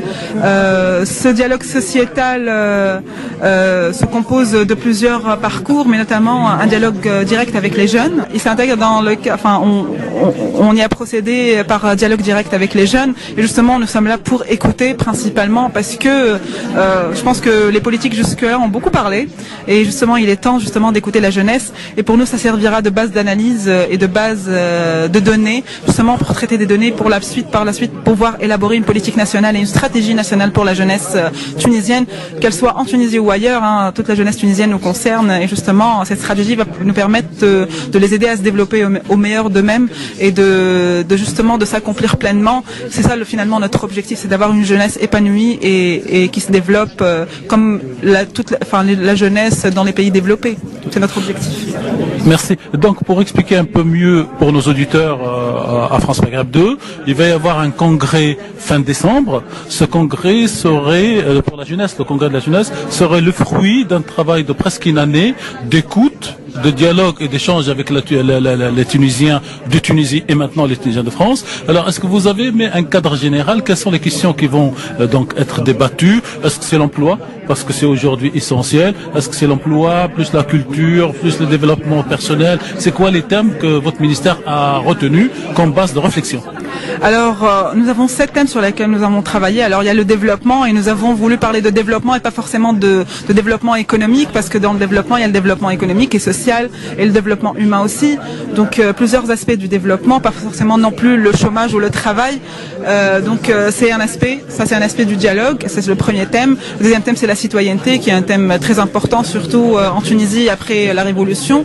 Il y a aussi le thème de la santé et des comportements à risque, qui concerne beaucoup la jeunesse, qui est forcément sujette à des risques assez importants. La technologie, la culture et les loisirs, l'immigration, qui est un sujet important de part et d'autre de la Méditerranée, que ce soit les Tunisiens qui sont en Tunisie, qui veulent partir, ou les Tunisiens qui sont ici et qui sont en mal justement d'intégration dans leur pays d'accueil ou leur pays de départ. Il y a les problématiques du radicalisme et de la violence qui sont importants aussi. Donc on a plusieurs thèmes sur lesquels on travaille, 7 thèmes principalement, ceux que je viens de décrire. Et par la suite, on part avec justement ce diagnostic autour de ces 7 thèmes pour le dialogue national, qui va rassembler les partis politiques et les associations et la société civile tunisienne. Et justement, d'abord pour valider ce diagnostic, parce qu'il va falloir quand même se mettre d'accord. Et puis, va falloir aussi définir les axes stratégiques sur lesquels justement tous les partis politiques et toute la société civile veut travailler, parce que c'est important aujourd'hui de se mettre d'accord et d'avoir cette méthodologie participative et cette méthodologie du consensus dans laquelle on s'est spécialisé la Tunisie depuis 2011. Donc voilà, ça nous paraissait très important pour que par la suite, quand on élabore la stratégie, qu'on nous dise pas que on a consulté personne. Je pense que là, avec une base de données de 40 000 participants au dialogue, qui est assez importante quand même, avec une participation de 700 personnes au congrès, avec justement les représentants des partis et de la société civile, je pense que là on aura rempli notre devoir en termes de consensus et d'éléments participatifs. Ici à Paris, beaucoup de questions ont été soulevées, mais beaucoup ont insisté sur l'absence d'un centre culturel tunisien à Paris. Comment vous allez intégrer donc cette demande dans vos conclusions, et comment vous pouvez, en tant que secrétaire d'État jeune qui vous êtes battu pour réussir donc à rentrer dans la sphère politique, vous le dites vous-même, l'avantage c'est que quand on est jeune et qu'on se bat, qu'on rentre en politique, on amène un regard neuf et on est plein de convictions. Donc comment vous allez pouvoir transmettre cette demande fondamentale d'un centre culturel aujourd'hui à vos collègues, au président de la République, au Premier ministre? Je pense que cette problématique, je pense qu'on va la débattre directement avec monsieur le ministre de la Culture. Je pense que je vais lui transmettre la demande directement. On va pas attendre d'analyser. Je pense que la demande est claire, c'est une demande précise. Donc je pense qu'on va la lui transmettre, on va en discuter, justement voir comment intégrer la société civile qui est établie ici, la société civile tunisienne établie en France, et voir comment rapidement répondre à ce besoin, enfin à cette demande qui est pressante justement. Donc là, je pense que c'est clair et précis. On va pas y passer, enfin on va pas y aller par plusieurs chemins. Dernière question, quel message vous adressez à la jeunesse tunisienne en France à travers notre radio France Maghreb 2, et éventuellement dans un sens plus large à toute la jeunesse maghrébine, franco-maghrébine, parce qu'on sait qu'ici en France, toute cette jeunesse travaille ensemble au-delà des frontières de chacun des 3 pays. Je leur dis que on pense à eux, même si des fois ça se voit pas beaucoup, peut-être à cause de problèmes d'organisation, à cause de problèmes d'organisation, de budget, ainsi de suite. Donc, mais je pense, on pense à eux énormément. On a 700 000 Tunisiens en France, c'est très important. 750 000 Tunisiens en France, c'est carrément un gouvernorat. Voilà, c'est un gouvernorat en plus. Donc, on pense à eux. Peut-être la manière n'y est pas, mais on s'en excuse. Mais justement, on va essayer d'améliorer notre rendement et et nos services envers eux, et essayer de travailler justement avec eux et d'arrêter avec cette dichotomie de Tunisiens en France, Tunisiens en Tunisie. Il y a des Tunisiens, point barre, et on doit les traiter partout de la même manière. Merci Madame Fatem Khalel, secrétaire d'État à la jeunesse en Tunisie, aujourd'hui présente en France. Merci. Voilà, et évidemment, se passe des choses en ce moment en Tunisie, puisque la Tunisie est en recherche perpétuelle d'argent, bien sûr, pour reconstruire son pays. Et pour les Français, les sociétés françaises, pour investir, ils sont pas en train de mendier, les Tunisiens. Il n'y a pas que les sociétés françaises. Exact. Voilà. On va passer maintenant au dernier avis tranché pour aujourd'hui, celui de Sofiane Lakhdari. Ouais, qui va être plutôt terre à terre. Alors, François Fillon veut en réalité adapter complètement la France au cadre de l'euro. Ses propositions sont cohérentes, qu'elles concernent l'âge de la retraite, la durée de travail, l'alourdissement de la fiscalité, la diminution drastique du nombre de fonctionnaires ou la réforme de la sécurité sociale. Mais si ces propositions sont cohérentes, elles sont aussi catastrophiques. En réalité, non seulement pour la France, mais au-delà pour les pays européens qu'elles enfoncent encore un peu plus dans la dépression. Elles entraîneraient une forte hausse du chômage en France et auraient des répercussions désastreuses dans toute l'Europe. François Fillon a pour point de vue que l'euro est irréversible et qu'il nous permet de construire un cadre commun en Europe. Je pense, et je le redis, que rien n'est irréversible et que l'euro conduit en réalité l'Europe à sa destruction d'abord économique mais aussi politique. Beaucoup de personnes se sont toujours opposées et pour des raisons argumentées à la montée d'une Union européenne supranationale dont on voit bien aujourd'hui qu'elle est antidémocratique et liberticide, mais dont surtout on peut constater qu'elle mène les peuples à la misère et à la régression sociale. Plus que jamais, l'élection présidentielle qui s'annonce sera celle où le choix de l'euro ou de l'austérité sera le plus clair. Elle opposera deux visions de l'avenir de la France et deux cohérences. Cette cohérence reste cependant largement à construire chez les opposants à cette politique, soit Nicolas Dupont-Aignan, Mélenchon, Marine Le Pen ou François Asselineau. Que cela soit possible n'est pas encore certain. Il faudra donc construire une cohérence alternative en montrant à la fois tout ce que l'euro impose, mais aussi et surtout tout ce qu'une sortie de l'euro permet. Il faudrait établir une cohérence entre la macroéconomie et la microéconomie. Il faudra établir une cohérence entre cette sortie de l'euro et les comptes sociaux et montrer comment un retour à une forte croissance conduira à un rééquilibrage et à la stabilisation des dits comptes. Il faudra tirer toutes les conséquences de cette sortie de l'euro quant aux lois sociales, en particulier abolir la fameuse loi travail, dite loi El Khomri. Sur la base d'un projet cohérent qui articule à la fois le volet économique et le volet social, qui redonne à notre pays sa dynamique dans le concert des nations et lui permet de faire de véritables propositions, tant par rapport au conflit qui aujourd'hui ensanglante le monde, que par rapport à la nécessaire coopération entre les nations européennes. On pourra s'opposer au projet de François Fillon, le déconstruire et finir par le battre. Tel doit être notre objectif. Sofiane Nagdari, Hichem, Sabrina, commentaire, réaction. Donc si je comprends bien, toi, tu penses qu'on devrait sortir de l'Europe, c'est ça? Non, j'ai dit que moi j'avais dit que j'allais voter François Fillon le vendredi, c'est chose que Kamel m'a reproché, mais que j'assume pleinement. Et j'ai dit que le projet de François Fillon, il était clair. Il n'y avait pas d'ambiguïté. C'était un programme libéral sur le plan économique et conservateur sur le plan sociétal. Maintenant, au niveau de la gauche, de nous proposer un même programme qui est cohérent et qu'on arrête de jouer un peu sur les ambivalences qu'on a vu chez Juppé. Mais il faut savoir que le programme de Juppé se plaçait au centre aussi, c'est peut-être pour ça. Au centre, mais au centre sur le sociétal. Mais au niveau d'économique, que ça soit Fillon, que ça soit Juppé, que ça soit Macron, que ça soit le Parti socialiste actuel, c'est de la même doctrine européiste, atlantiste et domination des directives de Bruxelles. Moi, ce que je dis, c'est qu'au niveau, ce qu'on va gagner avec Fillon, c'est qu'au niveau de l'élection 2017, ça va être l'économie. Au centre, et on va plus parler de musulmans. Si tu as listé ce qu'on gagnait, tu as aussi listé ce qu'on perdait. Oui, c'est pour ça que je dis, il faut qu'on ait un programme en face, cohérent, et qui va essayer de nous convaincre qu'une sortie de l'euro n'est pas aussi catastrophique qu'on nous l'a dit. Et on a bien un exemple, le Brexit, on a dit que toutes les bourses vont chuter, etc. Ouais, ça se passe très très bien. Et au niveau, ils ont baissé, ils ont eu un contrôle de leur monnaie, et maintenant ça se passe très très bien. Et les anglo-saxons, par le passé, on comprend qu'ils sont en avance par rapport à nous. Sur beaucoup de choses. Tout à fait. Sabrina, un petit commentaire? Je relève un petit peu ce que je viens plutôt d'entendre en fait. Déjà merci pour cet avis tranché. Et c'est vrai que moi quand j'entends que le programme de Fillon paraît être le plus alors c'était pas le terme cohérent. Oui, c'était bien ça, merci. Ouais, le plus cohérent, quand je reviens juste là on va aller dans le plus rapide possible, c'est ce qu'on a entendu encore tout à l'heure sur la sécurité sociale. Exactement. On se dit bon, ça, pour moi, cette dichotomie, cette ambivalence un petit peu dans ces propos, n'importe quelle politique, en tout cas, ne caractérise aucune sécurité politique pour moi quand on a un discours et qu'on en a un autre. Le souci c'est que c'est justement tout ce qui fait la politique. Et tant qu'on n'arrive pas à sortir de cela, c'est un souci. Je vais prendre très rapidement l'exemple de l'éducation nationale, où à chaque fois qu'il y a un ministre qui arrive, il se proclame être le messie un petit peu de l'éducation nationale. On touche à tout sauf l'essentiel.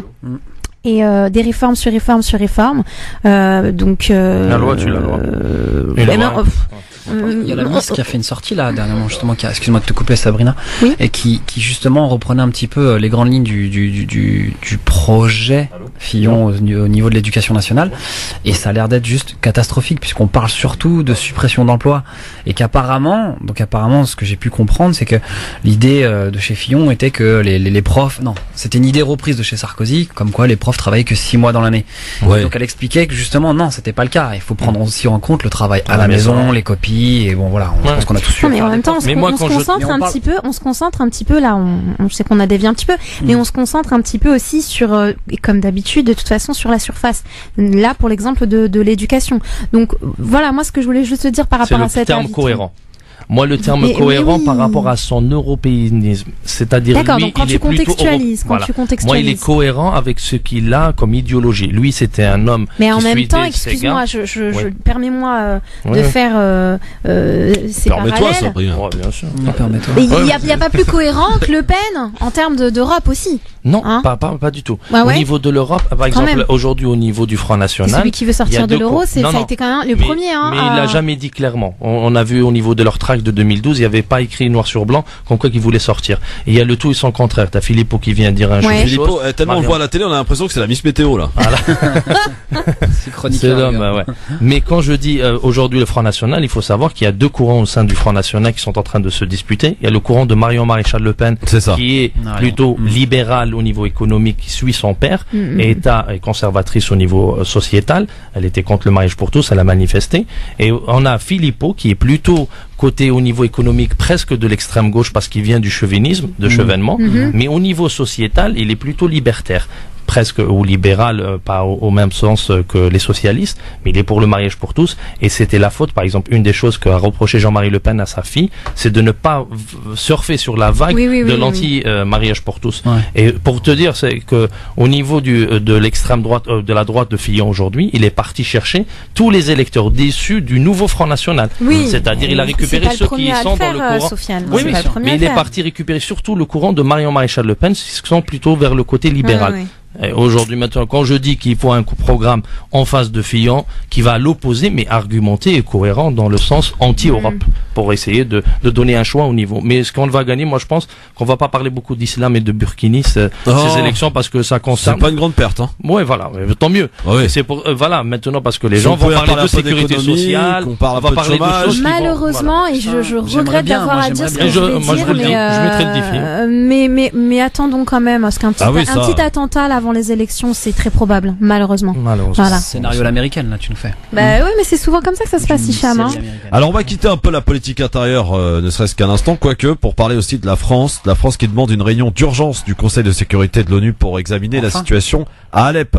Catastrophe humanitaire que vivent en tout cas des civils, des milliers de civils dans la ville syrienne d'Alep Est, où les terroristes, parce que certains les appellent les rebelles et moi le premier, sont en train de plier tout simplement devant l'offensive de l'armée de Bachar al-Assad. C'est le quartier d'Al-Salhour qui a cédé les terroristes, des civils, des milliers qui fuient donc la zone. Pour ce qui reste, les conditions de vie sont plus en plus dramatiques, comme en témoigne Christa Armstrong, qui est l'une des porte-paroles du comité international de la Croix-Rouge, que je vous propose d'écouter avant d'accueillir notre ami syrien justement qui souhaite également nous en parler. À tout de suite. Des personnes qui restent, qui décident de rester ou qui restent à Alep Est continue à augmenter. La situation alimentaire est très précaire. Il devient de plus en plus difficile d'avoir de la nourriture. Simplement, les denrées alimentaires, le coût augmente pour les produits de base comme les fruits, les légumes, la viande, tout ça, ça devient hors de prix et c'est très difficile. Il y a aussi pénurie de médicaments, le problème de carburant également qui est très grave. Effectivement, la situation au niveau d'un côté des hôpitaux devient de plus en plus difficile. Il y a beaucoup de centres qui ont été touchés par la violence qui ne fonctionnent plus. Il y en a d'autres qui travaillent sans relâche pour répondre aux besoins. Il y a aussi des besoins d'évacuation médicale. Et comme vous l'avez mentionné, la situation de fuel et de l'électricité est très précaire. Voilà donc pour les propos de Trim Samson. Donc, on va accueillir le docteur qui est avec nous. Bonsoir docteur. Oui, bonsoir Monsieur Christophe, le chef de l'émission. Ne vous inquiétez pas. Mes amitiés à vos invités et je brûle l'envie depuis des mois et des mois de parler avec mon confrère, docteur Soufiane. Voilà, bonjour monsieur Soufiane. Docteur, ça va? Voilà. Donc là, on va faire court. Donc 2 points rapidement. Point de politique intérieure. Je vous admire, monsieur Soufiane. Je fais pas de l'année. Bon, ça va aller, là. Et attendez, c'est bien, c'est beau ça. Il faut. Quelle déclaration, en live, c'est beau ça. Les choses sont claires. Ouais. Vous avez bien déjà répondu à monsieur Kamal, donc il faut rester droit dans ses bottes. Là, vous parlez très bien. Là, il faut ou être gaulliste, vous avez bien expliqué, bon, je ne vais pas reprendre le temps, et pour ne pas perdre, le temps, ou carrément, donc, vous avez bien parlé de Mélenchon. Il faut pas mélanger. On est à l'intérieur. On est soit des citoyens, on est arrivé, on est nationalité française, soit des Français qui sont nés là. Donc, il faut pas mélanger. Rapidement, chacun va voter sans mélanger. Vous avez bien dit ne pas confessionnaliser tout ça. Voilà. Ça, c'est côté point intérieur. Bon, moi, je cache pas, je suis gaulliste. Bon, après, ça me regarde que moi-même. Mais il faut dire que Fillon, il a trahi un peu son idole, monsieur Sega. Social. Là, on reprendra peut-être une autre fois pour que monsieur Christophe. Docteur, j'ai une question à vous poser. Est-ce que la chute d'Alep pour les terroristes, est-ce que cela dessine finalement la fin des conquêtes terroristes en Syrie, ou c'est encore trop tôt? Non, voilà, donc on reprend vite la Syrie en vite, parce 2 que j'ai points la pub, rapidement. Oui. Le point, je vous réponds à cette question de chute. Maintenant, humanitaire, pitié, c'est tout ce que je dis, on va parler humanitaire. Les gens là-bas souffrent à Alep-Est.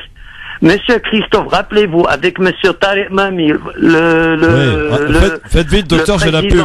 De votre antenne, Ouais. on a bien parlé que Alep est divisé en 2. On a parlé de Saïkis-Picot, des feintes. On a parlé d'arrangements russo-américains, tout ça. Il y a une population qui souffre actuellement. Tous les pays, vous avez très bien parlé, 83 pays se battent là-bas. Se battent. Maintenant, il faut trouver une solution maintenant rapidos, quick, très rapide, en urgence, pour ces populations. Vu que les Russes actuellement, sans donner raison totalement, actuellement aident, ils ont envoyé le blé, personne n'en a parlé dans les médias, juste très rapidement. On sait qu'il y a des temps et des temps du blé, de farine, du pain qui arrivent. Ça en urgence, plus les médicaments, de la mairie. Docteur, je suis désolé, on peut pas poursuivre parce que j'ai la pub, malheureusement, et ça, elle n'attend pas, et vous savez qu'elle me coupe, si je la lance pas. Donc, pour être tout à fait clair et transparent au niveau technique. Donc, je suis obligé de vous laisser, et vous nous rappellerez, quand docteur Sofiane sera là, j'en suis sûr, puisque c'est votre idole, visiblement. À tout de suite. Ah, bah, attendez, faut assumer au bout d'un moment. À tout de suite.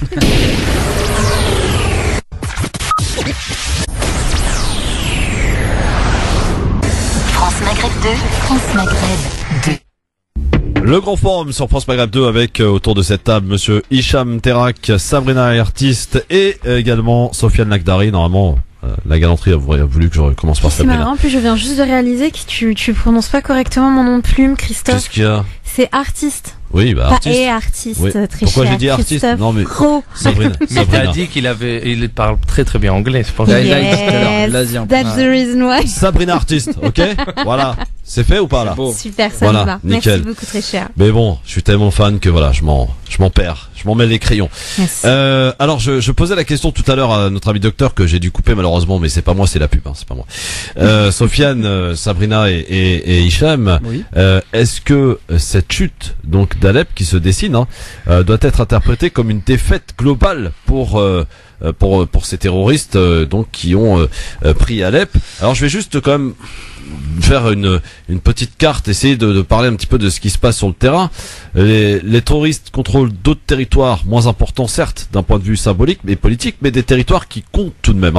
Dans le nord et dans l'ouest de la province d'Alep, dans la province d'Idleb qu'ils contrôlent entièrement. C'est le Nosra qui a les mains entre les mains. Oui, mais sur des terroristes. Voilà, mais non, mais je parle bien des terroristes. Il y a des terroristes, mais pour certains, c'est des rebelles ou c'est des modérés. Parce que ils sont du camp, voilà, pour qui ils point de vue, bien sûr. Mais ça, voilà, la ville de Nosra, la ville d'Idlib, elle est entre les mains de Nosra, et dans la ville d'Al-Raqqa, qui est entre les mains de l'État islamique. Et à la ville, par exemple, d'El Beb, que veut récupérer aujourd'hui, qui est au nord de la Syrie. Dans le nord de Homs aussi. Voilà. Après, dans la banlieue, qu'on appelle le Rif, la banlieue de chaque ville, il y en a pas mal, hein. Dans la ville de Rota, par exemple, au sud un peu de Damas, dans la banlieue de Damas, il y a aussi un groupuscule qui a été évacué aujourd'hui déjà dans la ville, pour la ville de Idlib. Oui. En fait, quand je vous écoute, en fait, et pour reprendre un peu ton expression, avant même de parler de la défaite de terroristes ou des alliés ou je sais pas quoi, je pense que c'est d'abord une défaite pour plutôt une perte, ou je sais pas comment dire ça, le terme approprié, peut-être que Sabrina va le trouver, mais c'est pour l'humanité, en fait, pour nous, la civilisation moderne. J'arrive pas à concevoir qu'en 2016-2017, quand même, on arrive à, c'est même pas on arrive, si, on peut rester comme ça pendant je sais pas combien de temps, à regarder et on le voit, les réseaux sociaux parlent pour nous, on voit des gens se faire massacrer, on voit C'est une guerre, malheureusement, qui a été déclarée à la Syrie. Je suis d'accord, mais justement, en fait, compte, c'est avec tout ce, aujourd'hui, apparemment, on envoie des hommes dans la Lune, on peut pas arrêter une guerre. Tu vois ce que je veux dire ou mais pas? ça commence à changer avec l'arrivée de Trump. Là maintenant, il a levé. Ouais. Oh, alors elle est belle cette phrase. Ça commence à changer. Sur la Syrie. Moi, je parle de la Syrie. Si j'ai eu peur. Je pense que par rapport à Trump, on peut faire un parallèle avec. Non, mais il l'a dit. Ça n'a rien à voir avec. Ça ne veut pas dire qu'il le fera. Non, il le fera. Maintenant, il vient de nommer comme le président du Conseil national de sécurité, le général Flynn. Ce général Flynn, moi, je l'ai cité plusieurs fois ici. C'est un homme qui a démissionné en 2013 et qui a déclaré en 2012 et avoir donné un rapport disant l'imminence de l'État islamique, de l'arrivée de l'État islamique et le financement des terroristes. Il était contre la ligne utilisée par Barack Obama qu'on appelle la soft power, c'est-à-dire la guerre par procuration par ces pseudo-djihadistes qui sont utilisés comme de la chair à canon à des intérêts occultes, des multinationales.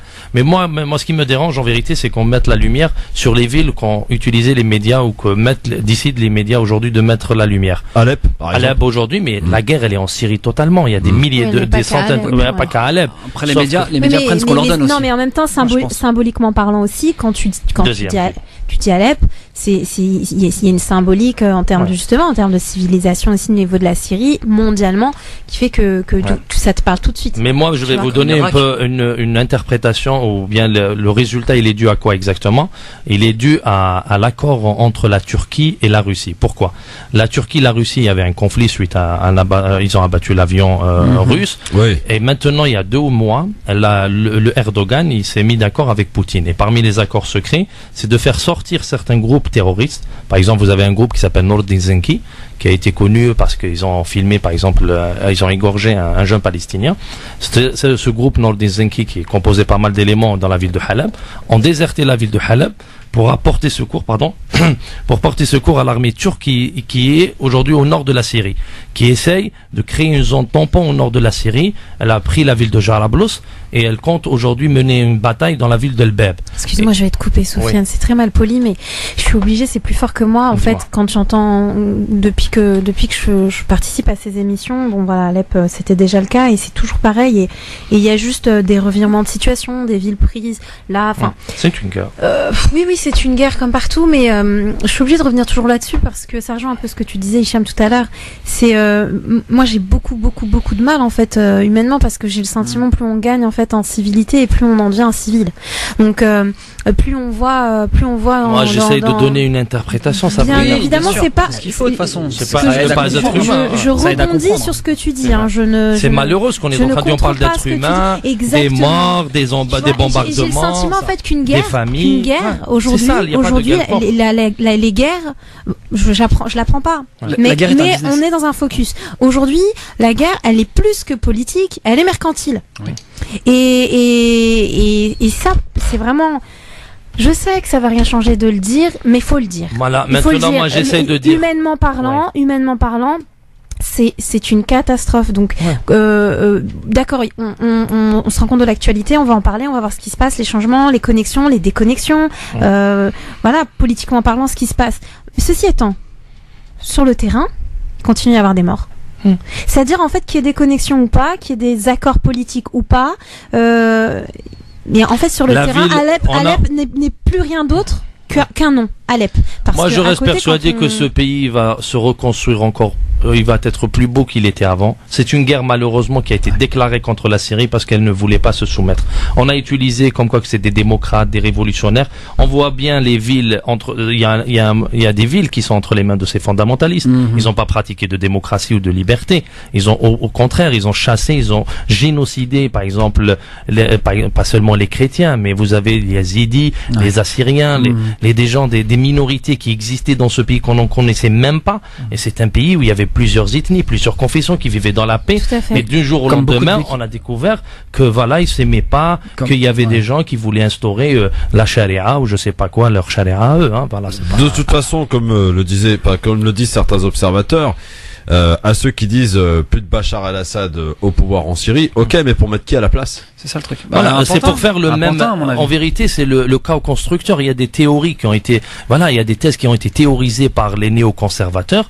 C'est ce qu'ils ont fait aujourd'hui en Libye. Il y a ni chiite ni sunnite. Si c'était vraiment un problème chiite-sunnite, en Libye, ça serait vraiment la Californie. Aujourd'hui, en Libye, on découvre qu'il y a les Tripolitains, la Cyrénaïque. On trouve des tribus, on trouve des conflits qui existaient depuis des siècles. On les ressort. On va jouer dans les contradictions. Soufiane, toi qui connais bien le dossier, clairement, pour ceux qui nous écoutent, même pour moi d'abord, pourquoi il y a la guerre là-bas? Des fois, on a tendance à oublier un petit peu. C'est un remodelage du Moyen-Orient. Il faut savoir qu'en 2003, ça remonte, hein. Voilà, ça venu depuis 2001, depuis le 11 septembre 2001. Exactement. Les Américains, ils ont trouvé comme quoi que c'était le prétexte décrété d'aller envahir des pays. Et vous avez le général Wesley Clark, qui est écrit noir sur blanc. Il y a une vidéo qui dit qu'on avait 7 pays. Donald Rumsfeld, qui était le ministre de la Défense à l'époque, il a demandé à envahir 7 pays. Comme par hasard, c'est la Somalie, c'est le Soudan, c'est la Libye, c'est la Syrie, c'est l'Iran, c'est l'Afghanistan, et vous avez aujourd'hui, on est en train de les vivre. Ils ont utilisé la hard power avec les républicains de Bush en Afghanistan. Ils ont utilisé la même chose en Irak. Ça n'a pas marché, ça coûte énormément d'argent, ça a fait énormément de victimes de soldats. Ça n'a pas marché, c'est que ça n'a pas marché pour eux. Ça n'a pas marché aux yeux du monde, mais après officieusement, il y a beaucoup de choses qui se sont passées. Voilà, la division de l'Irak, ça avait commencé avec l'Afghanistan. Voilà, après l'Irak, vous avez le Soudan qui est divisé, on l'oublie, les divisions en deux. Vous avez la Somalie complètement. On appelle maintenant, quand un pays qui est vraiment en voie de perdition, on parle de la somalisation. C'est devenu même un terme qui prédit la désertion complète de la population. Mais ce qui est amusant, c'est qu'aujourd'hui, grâce aux médias, lorsqu'on sait qu'un pays va, entre guillemets, se prendre les foudres un petit peu de la démocratie, je dis bien démocratie, parce qu'on tente toujours d'implanter la démocratie, voilà. C'est quand on diabolise toujours le chef d'État. Bien sûr. Bachar, pendant un moment, se faisait bâcher, justement, et puis arrive un moment, tiens, on va les bombarder. Mais ça veut pas dire que le Bachar el-Assad c'était l'exemple. Il y a énormément voilà, mais ils jouent ils utilisent tout, ils utilisent la pauvreté, ils utilisent la corruption. Mais est-ce que vous trouvez que c'est très démocratique justement d'imposer une démocratie? Non, c'est pas démocratique. Mais est-ce que c'est le but d'imposer la démocratie? Ils utilisent le prétexte, c'est comme dans le 19e siècle, où le colonialisme, c'était pour civilisationner des peuples barbares. Aujourd'hui, c'est de démocratiser des populations. Apporter la paix, la démocratie, à coup de F-16 et à coup et on a un Bernard-Henri Lévy qui nous a implanté la démocratie en Libye. Vous avez le meilleur exemple. Ouais. D'ailleurs, tiens, vous avez vu que sa femme va être chez Miss France samedi? C'est bien. Cherchez l'erreur. Cherchez l'erreur. On va prendre un peu la direction de nos auditeurs. Ah non, mais c'est une catastrophe. Hedi, bonsoir. Bonsoir. Salam alaikum à vous tous et à vous toutes. Salam. Et merci pour vos émissions. C'est des très bonnes émissions. Avec de très bons sujets. Oui, moi je voulais parler à propos des élections. Oui. Je voudrais faire une précision à propos de Monsieur Macron. Les propos infâmes qu'il a tenus la semaine dernière à propos des bienfaits de la colonisation. C'est un véritable scandale, quoi. Et ce personnage qui est ultra-libéral et qui vient dire que la colonisation, c'est des bienfaits. C'est inacceptable. Alors, Eddy, si je peux me permettre, pour être tout à fait transparent, il a effectivement dit ça, mais il a effectivement que la colonisation a apporté aussi de la barbarie. Oui, mais non, mais attendez, faut aller au fond des choses. Il a quand même dit. Oui. Il a quand même dit. Maintenant, je voudrais revenir à propos des élections. Il y a Fillon qui a quand même dit que c'était aussi un échange de culture, je crois. Oui, mais quelque chose comme ça. Fillon, il est pour une société monoculturelle. Ouais, je trouve ça sympa. Moi. Maintenant, je voudrais venir aux élections. Il y a eu les élections à droite à propos des primaires. Il y a eu des électeurs de gauche qui ont été votés. Moi, j'appelle ça un vote utile et tactique. Pourquoi? Bien sûr. Tout à fait. Sarkozy a été éliminé dès le premier tour. Oui. Quand on connaît cet islamophobe, celui-là a clivé, a fragmenté la population française et a poussé à la haine. Donc il a été éliminé. Je trouve que c'est une très bonne chose. Oui. Je dis aux électeurs et aux électrices de gauche, vous avez bien fait d'avoir été voté. Moi, malheureusement, je ne peux pas voter parce que je suis de nationalité algérienne. Donc je ne peux pas voter. Ils ont enfloué les caisses aussi un petit peu. Voilà. Je dis ça à tous ceux qui vont voter. Je leur dis, allez voter parce que c'est utile. Et à propos de la gauche, de la primaire, moi je voudrais dire une chose qui est très importante. Le vote est très important parce que c'est utile et puis il faut l'utiliser d'une façon tactique. Et intelligent, intelligent et tactique. Qu'est-ce qu'on voit à propos de la primaire à gauche? Vous avez Hollande et Valls. Tous les autres candidats, à part un, aucun ne peut battre Hollande-Valls. Il n'y en a qu'un qui peut battre Hollande-Valls, c'est Montebourg. Voilà. C'est le seul. De mère algérienne. C'est le seul parce que tous les autres candidats voilà, ce chauviniste exacerbé qui revient au galop. Ils n'ont aucune chance. Et vous regardez tous les sondages, c'est le seul qui peut les battre. On verra. Et il va les battre. Je prends par exemple des gens que je connais, un bon nombre, qui ont été s'inscrire, des gens que je connais, et la plupart vont aller voter pour Montebourg ils vont voter pour Montebourg pour éliminer Hollande et Valls à la primaire. Moi, en toute honnêteté, définitivement. Je pense qu'il est trop tôt encore pour se prononcer. Oui, d'abord, on sait même pas si vous y allez. Ils ont été s'inscrire. Il y en a qui ont été s'inscrire depuis un moment, d'autres qui se sont inscrits la semaine dernière des gens que je connais. D'autres ont été s'inscrire même aujourd'hui, et ils veulent se débarrasser d'Hollande et de Valls. Hadi, excuse-moi.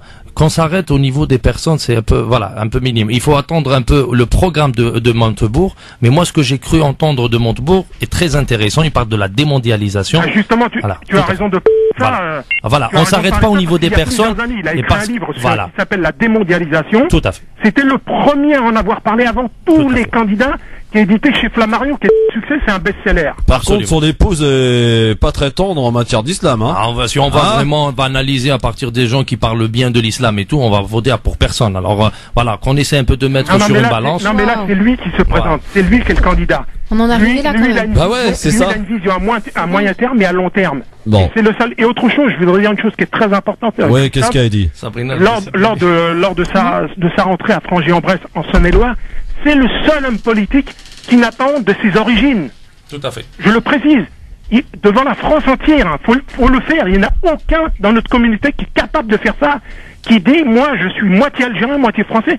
Je suis fier d'être français, je suis un patriote français, mais je renie pas mes origines algériennes. C'est le seul à ce niveau-là, au niveau national. Faut pas qu'il le dise trop fort parce que ça risque de lui coûter. Ah non, mais il le dit à la télévision. Il faut être clair maintenant. Sous-entendu que dans le coffre de sa voiture, il y a un drapeau algérien, c'est ça? Il a le courage de le dire. Tu penses peut-être. Et il crie 1, 2, 3, vive l'Algérie, évidemment. Je suis sûr. Merci, Hedi, à bientôt. Merci, Hedi. À bientôt. Qu'est-ce qu'il y a, Sabrina? Je te sens offusqué, là. Qu'est-ce qu'il y a? Non, sur une expression, absolument pas sur toi, et puis t'as le droit de la dire. Mais je me dis, si on en arrivait là, de Sofiane, est-ce que tu acceptes de redire ce que tu as dit, s'il te plaît? Moi j'ai dit qu'on s'arrête pas qu'à l'islam. Si on arrive, non, c'est pas ce que t'as dit. Ah bon? Si on en arrive en gros à voilà, au niveau de dire si on va voter pour personne, en gros, si on commence à filtrer, à chercher qui ne s'attaque pas à l'islam. On va voir au niveau politique que tout le monde a tenu au moins un propos. Là, il parlait de sa femme. Ce n'est même pas Montebourg. Peut-être certains vont revenir à son ex Audrey Pulvar. Ouais. Peut-être ils vont revenir après à son voisin, avec qui il déjeunait tout le temps. C'est-à-dire, on va trouver toujours quelque chose moi, je souhaiterais qu'on vote pas seulement sur une islamophobie, une islamophilie, mais sur un programme global, économique, sociétal, qu'on se positionne en tant que Français, pas seulement en tant que musulman, mais en tant que Français de confession musulmane. On aura ce discours-là à la fin. On est vraiment aussi quand on sera dans la dernière ligne droite. On est aussi obligé un petit peu, c'est vrai ce que tu dis, on doit se positionner en tant que citoyen français et non pas en tant que musulman. Mais attention, mais attends, il y a un truc qui est important à dire, c'est que on va la chercher, mon islamité. On va la chercher. Moi, je mets en avant ma citoyenneté.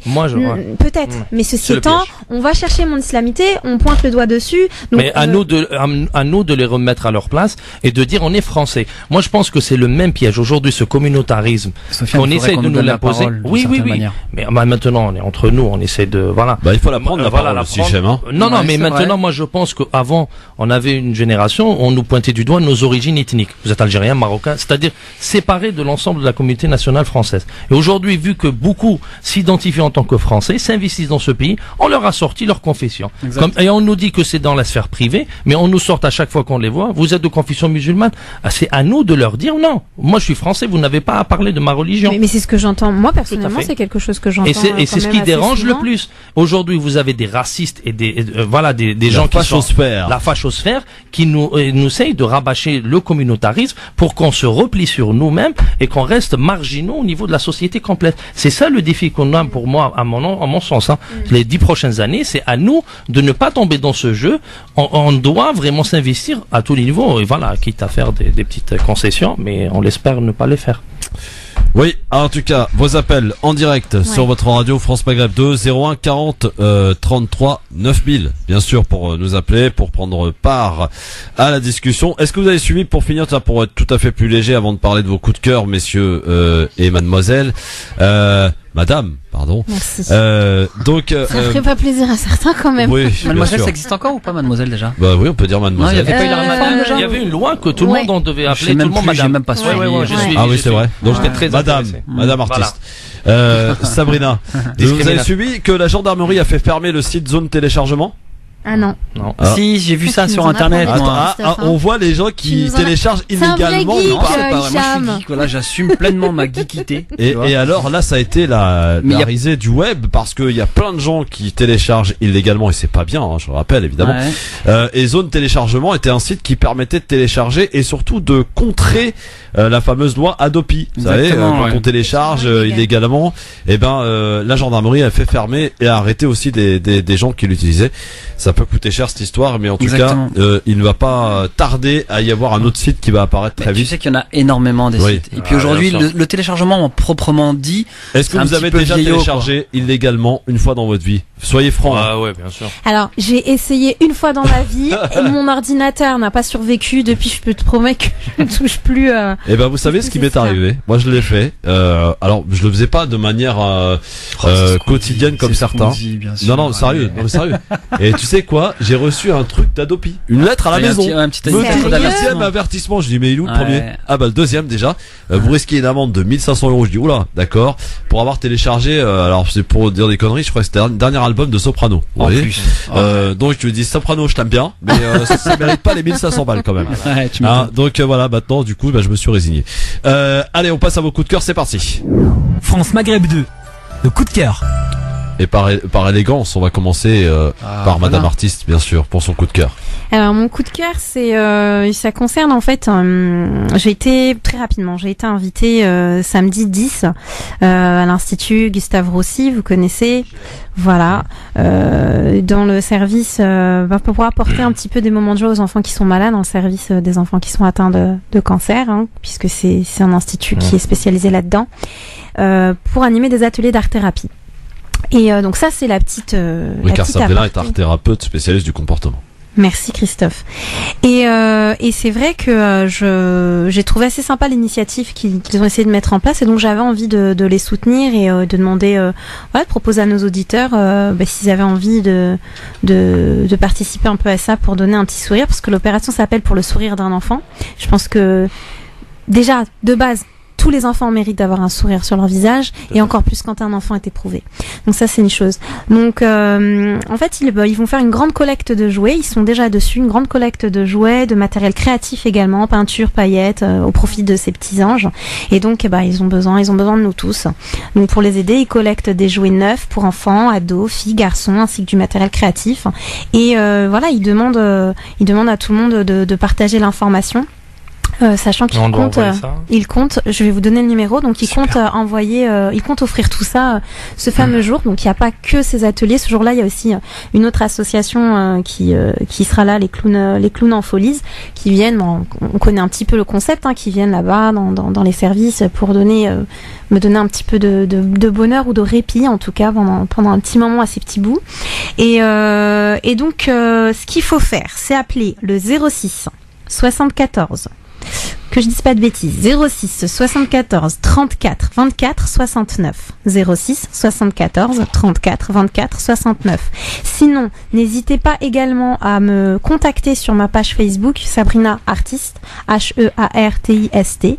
Par MP, je vous mettrai en contact avec l'association qui fait ça. Donc l'association s'appelle Oumana. Oumana, et c'est samedi 10 décembre. Voilà. C'est ça, hein? Ouais, D'accord. samedi 10 décembre, mais la collecte, c'est-à-dire qu'ils vont offrir, c'est à l'hôpital, c'est à l'Institut Gustave Roussy. Donc en fait, la collecte, elle se fait d'ores et déjà. Ouais. Vous les contactez et puis voilà.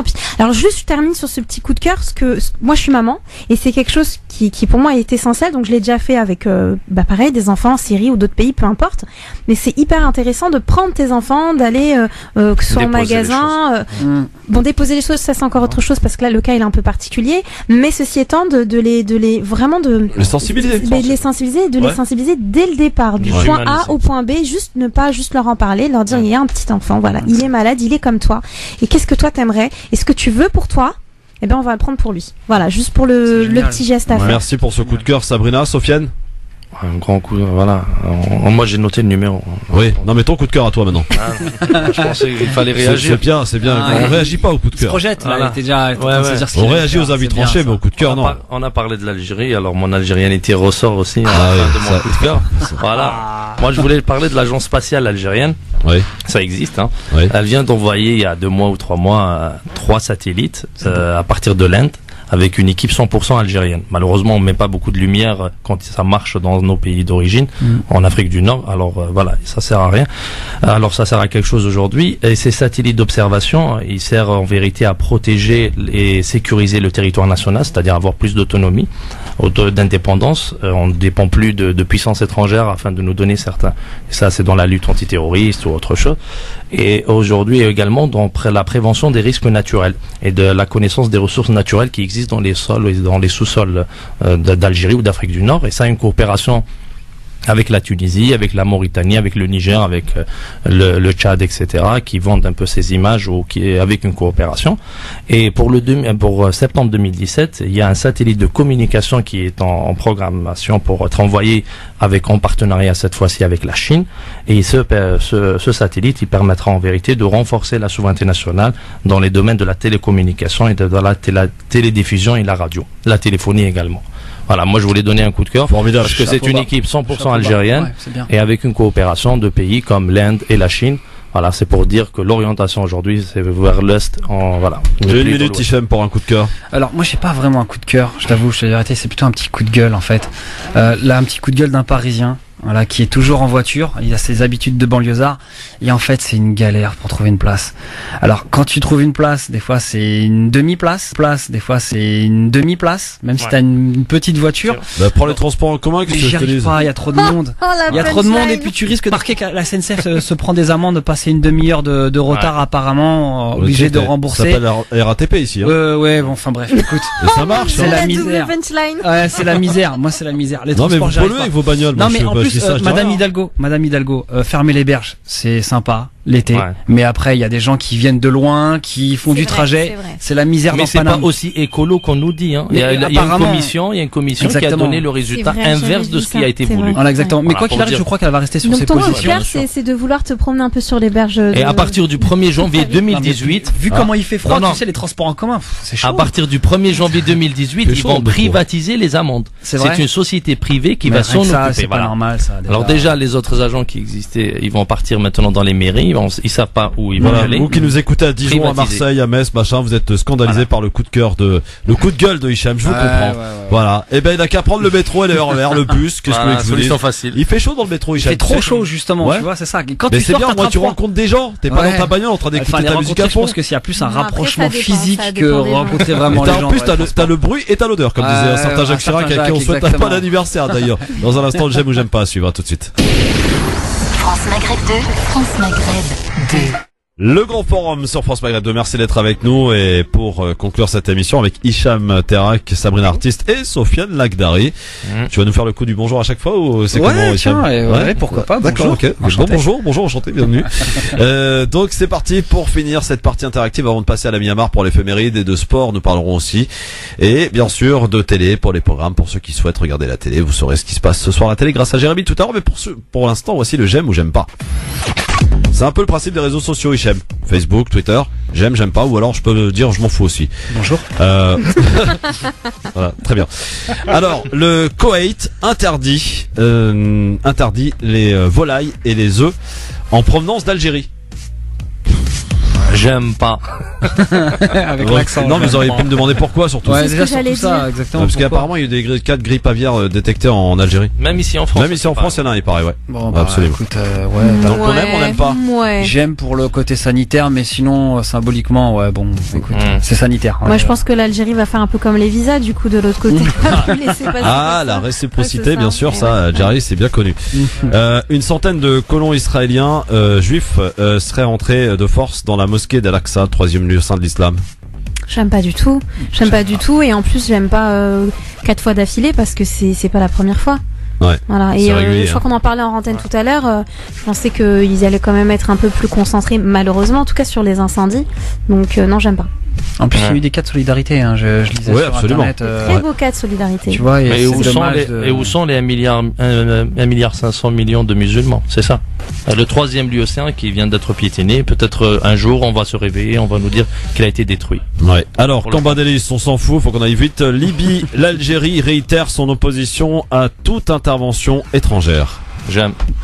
T'as fait exprès que tu parles de l'Algérie? Non, pas du tout. C'est quoi? J'ai même pas écouté. L'Algérie réitère son opposition à toute intervention étrangère en Libye.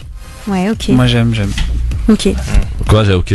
J'aime pas. J'ai le droit de dire ok, non? Bon, d'accord. Voilà. Et puis, je voulais vous parler parce que c'est important ce qui s'est passé à Bondy, cette petite Soumaya, âgée de 11 ans, qui dormait tranquillement dans sa chambre au 4e étage de son appartement et a été touchée par une balle perdue. Alors on peut se dire mais attendez comment elle a fait pour passer. Bah oui, ce sont là des murs en papier visiblement dans cet immeuble de Bondy. Effectivement il y avait une fusillade dans la rue et la petite fille qui dormait tranquillement s'est pris une balle. Heureusement elle n'est pas morte, elle a été blessée. Mais imaginez-vous donc votre enfant qui dort dans sa chambre tranquillement le soir et se prend une balle perdue dans sa chambre. On en est arrivé là. Bien sûr, je pense qu'on est tous d'accord sur cette table à ne pas aimer. Oui, on est d'accord. Mais au-delà de ça, de se dire aussi normal quoi, la criminalité dehors dans la rue comme ça, une balle perdue, voilà. Un bout de States un petit peu ici sur Paris parce que à Marseille, c'était déjà le cas quoi. Et dire que Trump voulait qu'on ait chacun une arme, hein, c'est ça? Ouais, le modèle américain. Ouais, le modèle américain. Oui. Sofiane Lagdari, merci. Merci. Monsieur Hichem, bienvenue dans la team du Grand Forum. Merci beaucoup. Tu peux dire bonjour, on y va. Voilà. Bon, au revoir. Bon, très bien. Au revoir. Bien le bonsoir chez vous, monsieur. Ma chère Sabrina, là pour le coup, je garde vraiment le meilleur pour la fin. À très vite. Merci Christophe. Merci à tout le monde. C'est toujours un plaisir. À très très vite. À très vite. Dans un instant, la Myanmar pour l'éphéméride et la suite du Grand Forum juste après. L'essentiel de l'actualité de ce mardi soir, c'est avec Marine Garel tout de suite pour le flash à 18h. Bonne soirée. Bonsoir Marine. À Paris, Tarek Mami l'a rencontré et interviewé donc, et en Tunisie d'ailleurs se passe des choses aujourd'hui. Petite info, mon cher ami Sofiane, Sabrina et Hichem. Oui. Manuel Valls, vous avez suivi un petit peu cette affaire. Hollande très énervé par l'interview qu'il a accordée au JDD, dans laquelle il entend dire qu'il va partir au combat et se lancer dans la primaire. Il y a eu un déjeuner hier avec le président de la République à l'Élysée, comme d'ailleurs fréquemment chaque semaine. Sauf que celui-ci apparemment c'était plus la soupe à la grimace qu'autre chose.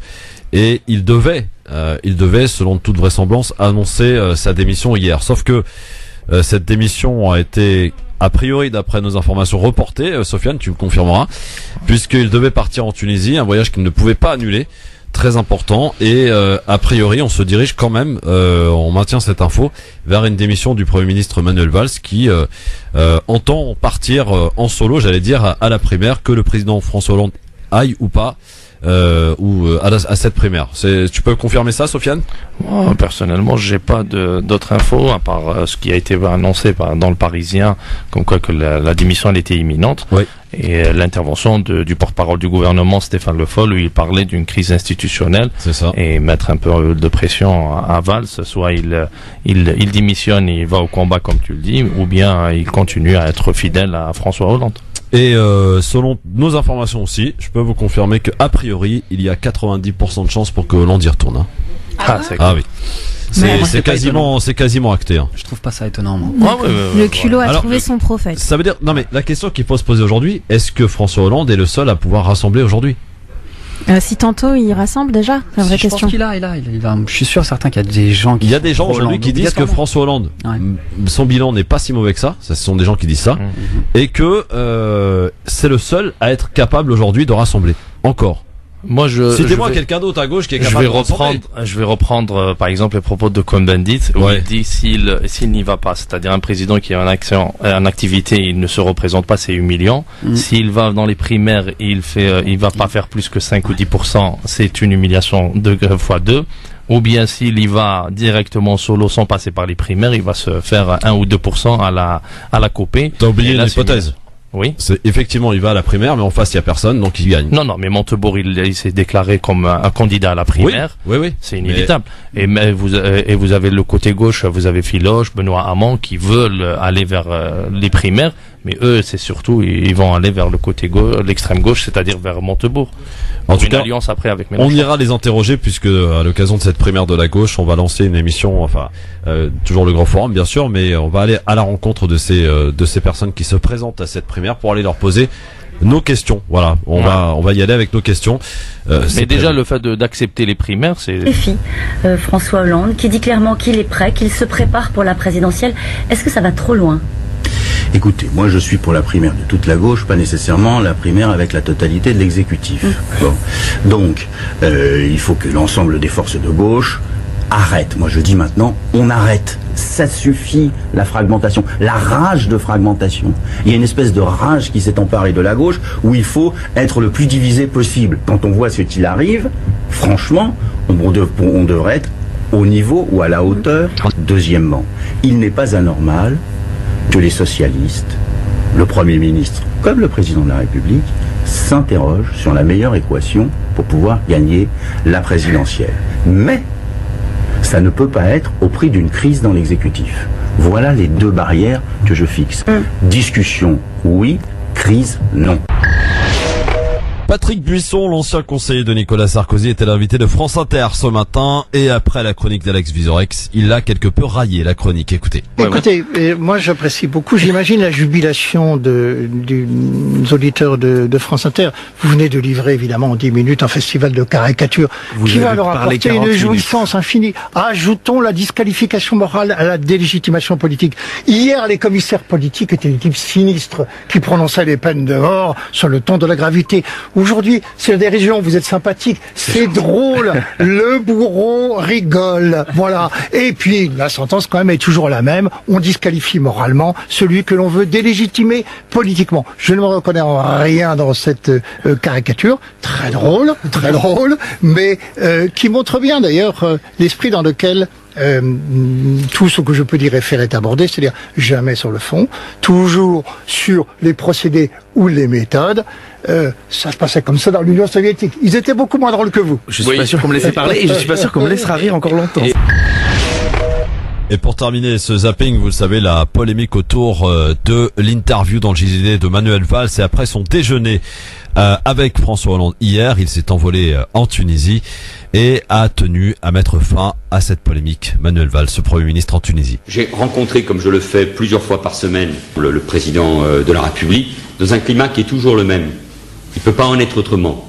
Qui est un climat serein, de confiance. Nous abordons d'abord les affaires de l'État, celles de la France. Nous avons aussi abordé la situation politique. Ne faites aucune déduction de ce qu'il en sort, sinon quelque chose qui est extrêmement simple. J'ai déjà eu l'occasion de le dire hier dans un entretien au journal du dimanche. J'ai le sens de l'intérêt général, le sens de l'État, me semble-t-il, le respect des institutions. Il est hors de question qu'il y ait la moindre crise institutionnelle. Il ne peut y avoir aucune confrontation politique au sein d'une primaire entre le président de la République et le Premier ministre, même si je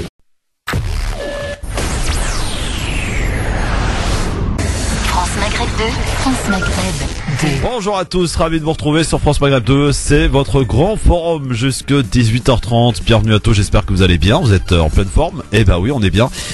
Jusque 18h30 avec tout à l'heure l'ami Amar pour l'éphéméride et les quelques événements à retenir, et notamment l'anniversaire d'un certain Jacques Chirac aujourd'hui, qui a 84 ans. Bon anniversaire, monsieur Chirac. Le grand forum avec donc autour de cette table. Pas tout à fait au complet pour l'instant, mais les femmes se font désirer, c'est bien connu. Sofiane Lagdari, comment ça va, Sofiane? Bonjour Christophe, bonjour à tout le monde, bonjour à toutes les auditrices et tous les auditeurs. Ça va? Avec nous aussi Hicham Terak. Salut Hicham. Salut Christophe, ça va? Bienvenue. Merci, bonjour à tous. Ravi de te retrouver en tout cas et te compter, je l'espère, parmi l'équipe et la team du Grand Forum qui s'agrandit de jour en jour. Exactement. Et Madame Sabrina Artis qui, donc comme je le disais, se fait attendre. Le j'aime ou j'aime pas tout à l'heure pour clôturer cette émission, bien sûr. Le coup de cœur de monsieur Lagdari sera quoi aujourd'hui? Moi, le coup de cœur, ça va être pour l'agence spatiale algérienne qui vient d'envoyer 3 satellites depuis 3 mois et on vient d'avoir les premières images de ces satellites. Magnifique. Ouais. Monsieur Terra, qu'est-ce qu'il a un coup de cœur? Écoute, ouais, j'ai un petit coup de cœur, ou je sais pas si on peut appeler ça un coup de cœur, mais en tout cas, je vais parler de ce qui s'est passé il y a peu de temps. On appelait ça le Black Friday. Ah, le Black Friday. Exactement. Oui, c'était ce week-end. Exactement, ouais. tout à fait. On a fait des affaires d'ailleurs. C'est pareil. On recevra tout à l'heure Fatma Shekel, qui est la secrétaire d'État à la jeunesse tunisienne. C'était à l'occasion de sa visite à Paris. Tarek Mami l'a rencontré. Et on l'écoutera en guise d'invité. Donc tout à l'heure à partir de 17h. L'avis tranché de monsieur Lagdari. Ça va être l'austérité ou l'euro, en rapport bien sûr avec l'élection de François Fillon aux primaires des Républicains ce dimanche. Très bien, très bien. Monsieur Terak? Écoute, je pense que je vais surfer sur la vague. Je vais, à mon avis, en fonction des avis tranchés, je vais écouter attentivement et je vais donner mon avis à mon avis. Très bien, un avis sur un avis. Exactement. Bon, très bien, c'est parfait. Du coup, on n'aura pas le programme pour l'instant de Madame Artiste qui arrive dans quelques instants. Je donne quand même le menu des sujets que je vous propose discuter avec les auditeurs, bien sûr, aujourd'hui. Une situation alarmante et effrayante à Alep Est. Les Nations Unies font part de leurs préoccupations alors que les rebelles ont perdu le tiers de leur position dans la deuxième ville syrienne. Avancée du régime, et la France réclame une réunion d'urgence à l'ONU pour porter secours à la population. On parlera évidemment de politique française avec, à droite, François Fillon qui s'attelle à réorganiser son parti. 48 heures après sa victoire à la primaire, l'ex-premier ministre français choisit l'équipe qui va préparer la campagne pour le mois d'avril et pour la présidentielle. Et puis nous parlerons aussi évidemment et direction Tunis pour ce faire, pour 2 jours de conférence pour essayer de relancer l'économie tunisienne 6 ans après sa révolution. Le pays voudrait attirer des investisseurs. Nous y reviendrons bien sûr, mais pour l'heure et pour commencer cette émission, on comprend tout à fait ces débats. Personne ne peut avoir le moindre doute sur le fait que le président de la République et moi partageons le même objectif, d'abord la France et bien sûr celui de la gauche réformiste. Voilà, c'était le zapping que personne n'a écouté dans cette équipe, je tiens à le dire tout de suite. Sofiane, Hicham et Sabrina qui est arrivée. Comment ça va, Sabrina? Ça va et toi? Ouais, ouais, comme toutes les femmes, tu te fais attendre. Hein. Bah écoute, pourquoi est-ce que je vais déroger à la règle Exactement. En même temps. Alors écoute, j'ai entendu la voix de Valls, j'ai enlevé le casque, tu m'en voudras pas? Ouais. Alors, est-ce que vous avez suivi ce qui s'est passé ce matin en Tunisie avec Valls? Les garçons. Ouais, non mais attendez, il a fait une bourde de Valls. Au lieu de dire SFC, il a dit un gros mot. Il a dit un gros mot en tunisien. Non, sérieux? Non, j'étais pas au courant. Mais voilà, après à vous de chercher, hein. Voilà. C'est pas compliqué. C'est pas compliqué du tout, absolument. Ça lui va bien. Non, Sabrina, quel est ton programme? Alors cette fois-ci, je vais pas m'en mêler les pinceaux. Donc mon avis tranché, fatalisme quand tu nous tiens. Ouais. Et ton coup de cœur? Et mon coup de cœur, c'est j'ai envie de donner un petit coup de pouce à une association qui récolte des jeux pour des enfants qui sont atteints de cancer le 10 décembre. Donc j'ai envie de proposer à nos auditeurs le 10 décembre ou le 11 décembre? Samedi 10. D'accord, ok. Samedi 10. Parce que j'ai un truc qui ressemble. Bon, d'accord. Ouais, non, samedi 10. Très bien. Eh bien, c'est parti. On est là. Hicham Terak qui est avec nous. Oui, bonjour. Voilà, rebonjour Hicham.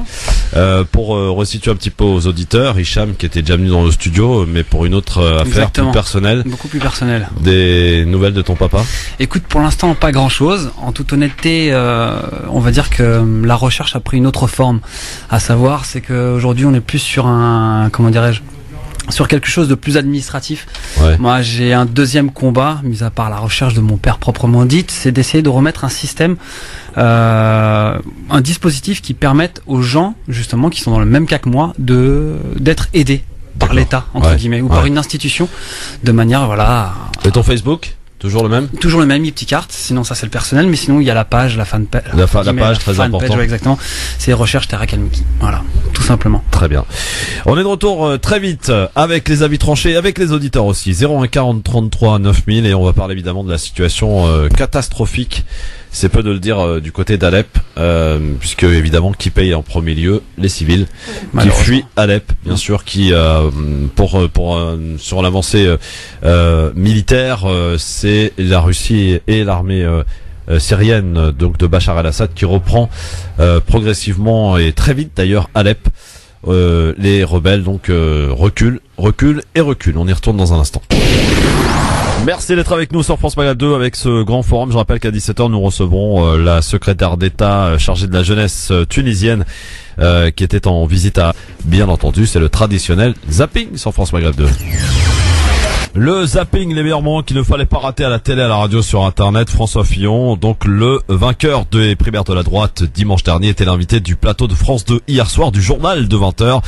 Et il a tenté de rassurer les téléspectateurs et ces nombreuses personnes qui se posent la question de la sécurité sociale au travers de ses propositions. Hier soir, France 2, François Fillon. Arrêtez cette polémique sur moins bien remboursé, ça sera pas le cas. C'est pas du tout ce que je propose. Ce que je veux, moi, c'est sauver la sécurité sociale. Et je veux surtout que les personnes les plus modestes, les personnes âgées, en particulier, ou les personnes aux revenus modestes, soient mieux remboursées qu'aujourd'hui. Et je voudrais faire remarquer à mieux remboursées par l'assurance maladie? Oui, enfin, ou par les mutuelles? Les deux, parce que déjà aujourd'hui, il y a des mutuelles qui prennent en charge un certain nombre de dépenses. Et donc, il faut simplement définir ce qu'on appelle le panier de soins. Mais je voudrais juste dire une chose.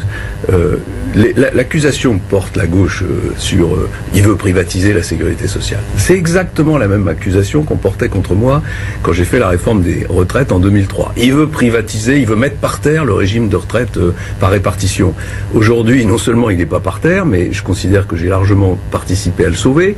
C'est grâce à moi qu'il y a des gens qui ont commencé à travailler à 14, 15, 16 ans, qui partent à la retraite plus tôt. Et d'ailleurs, la gauche a entériné cette réforme. Voilà, donc il faut faire attention à cette violence. Sur la question de l'assurance maladie, parce que vous sentez que c'est un point qui est très très discuté, est-ce que vous pouvez nous préciser les soins qui seront effectivement transférés vers un remboursement par des mutuelles et ceux qui resteront dans le giron de l'assurance maladie? Aujourd'hui, je vais travailler avec les professions de santé, avec les responsables de l'assurance maladie, avec tous ceux qui ont un rôle à jouer dans ce domaine pour travailler à un projet qui doit être un projet permettant l'équilibre de la sécurité sociale, bien sûr, mais un projet qui améliore la couverture des soins, en particulier pour les personnes les plus modestes. C'est payant, voilà. C'est payant, directement payant. On va voir.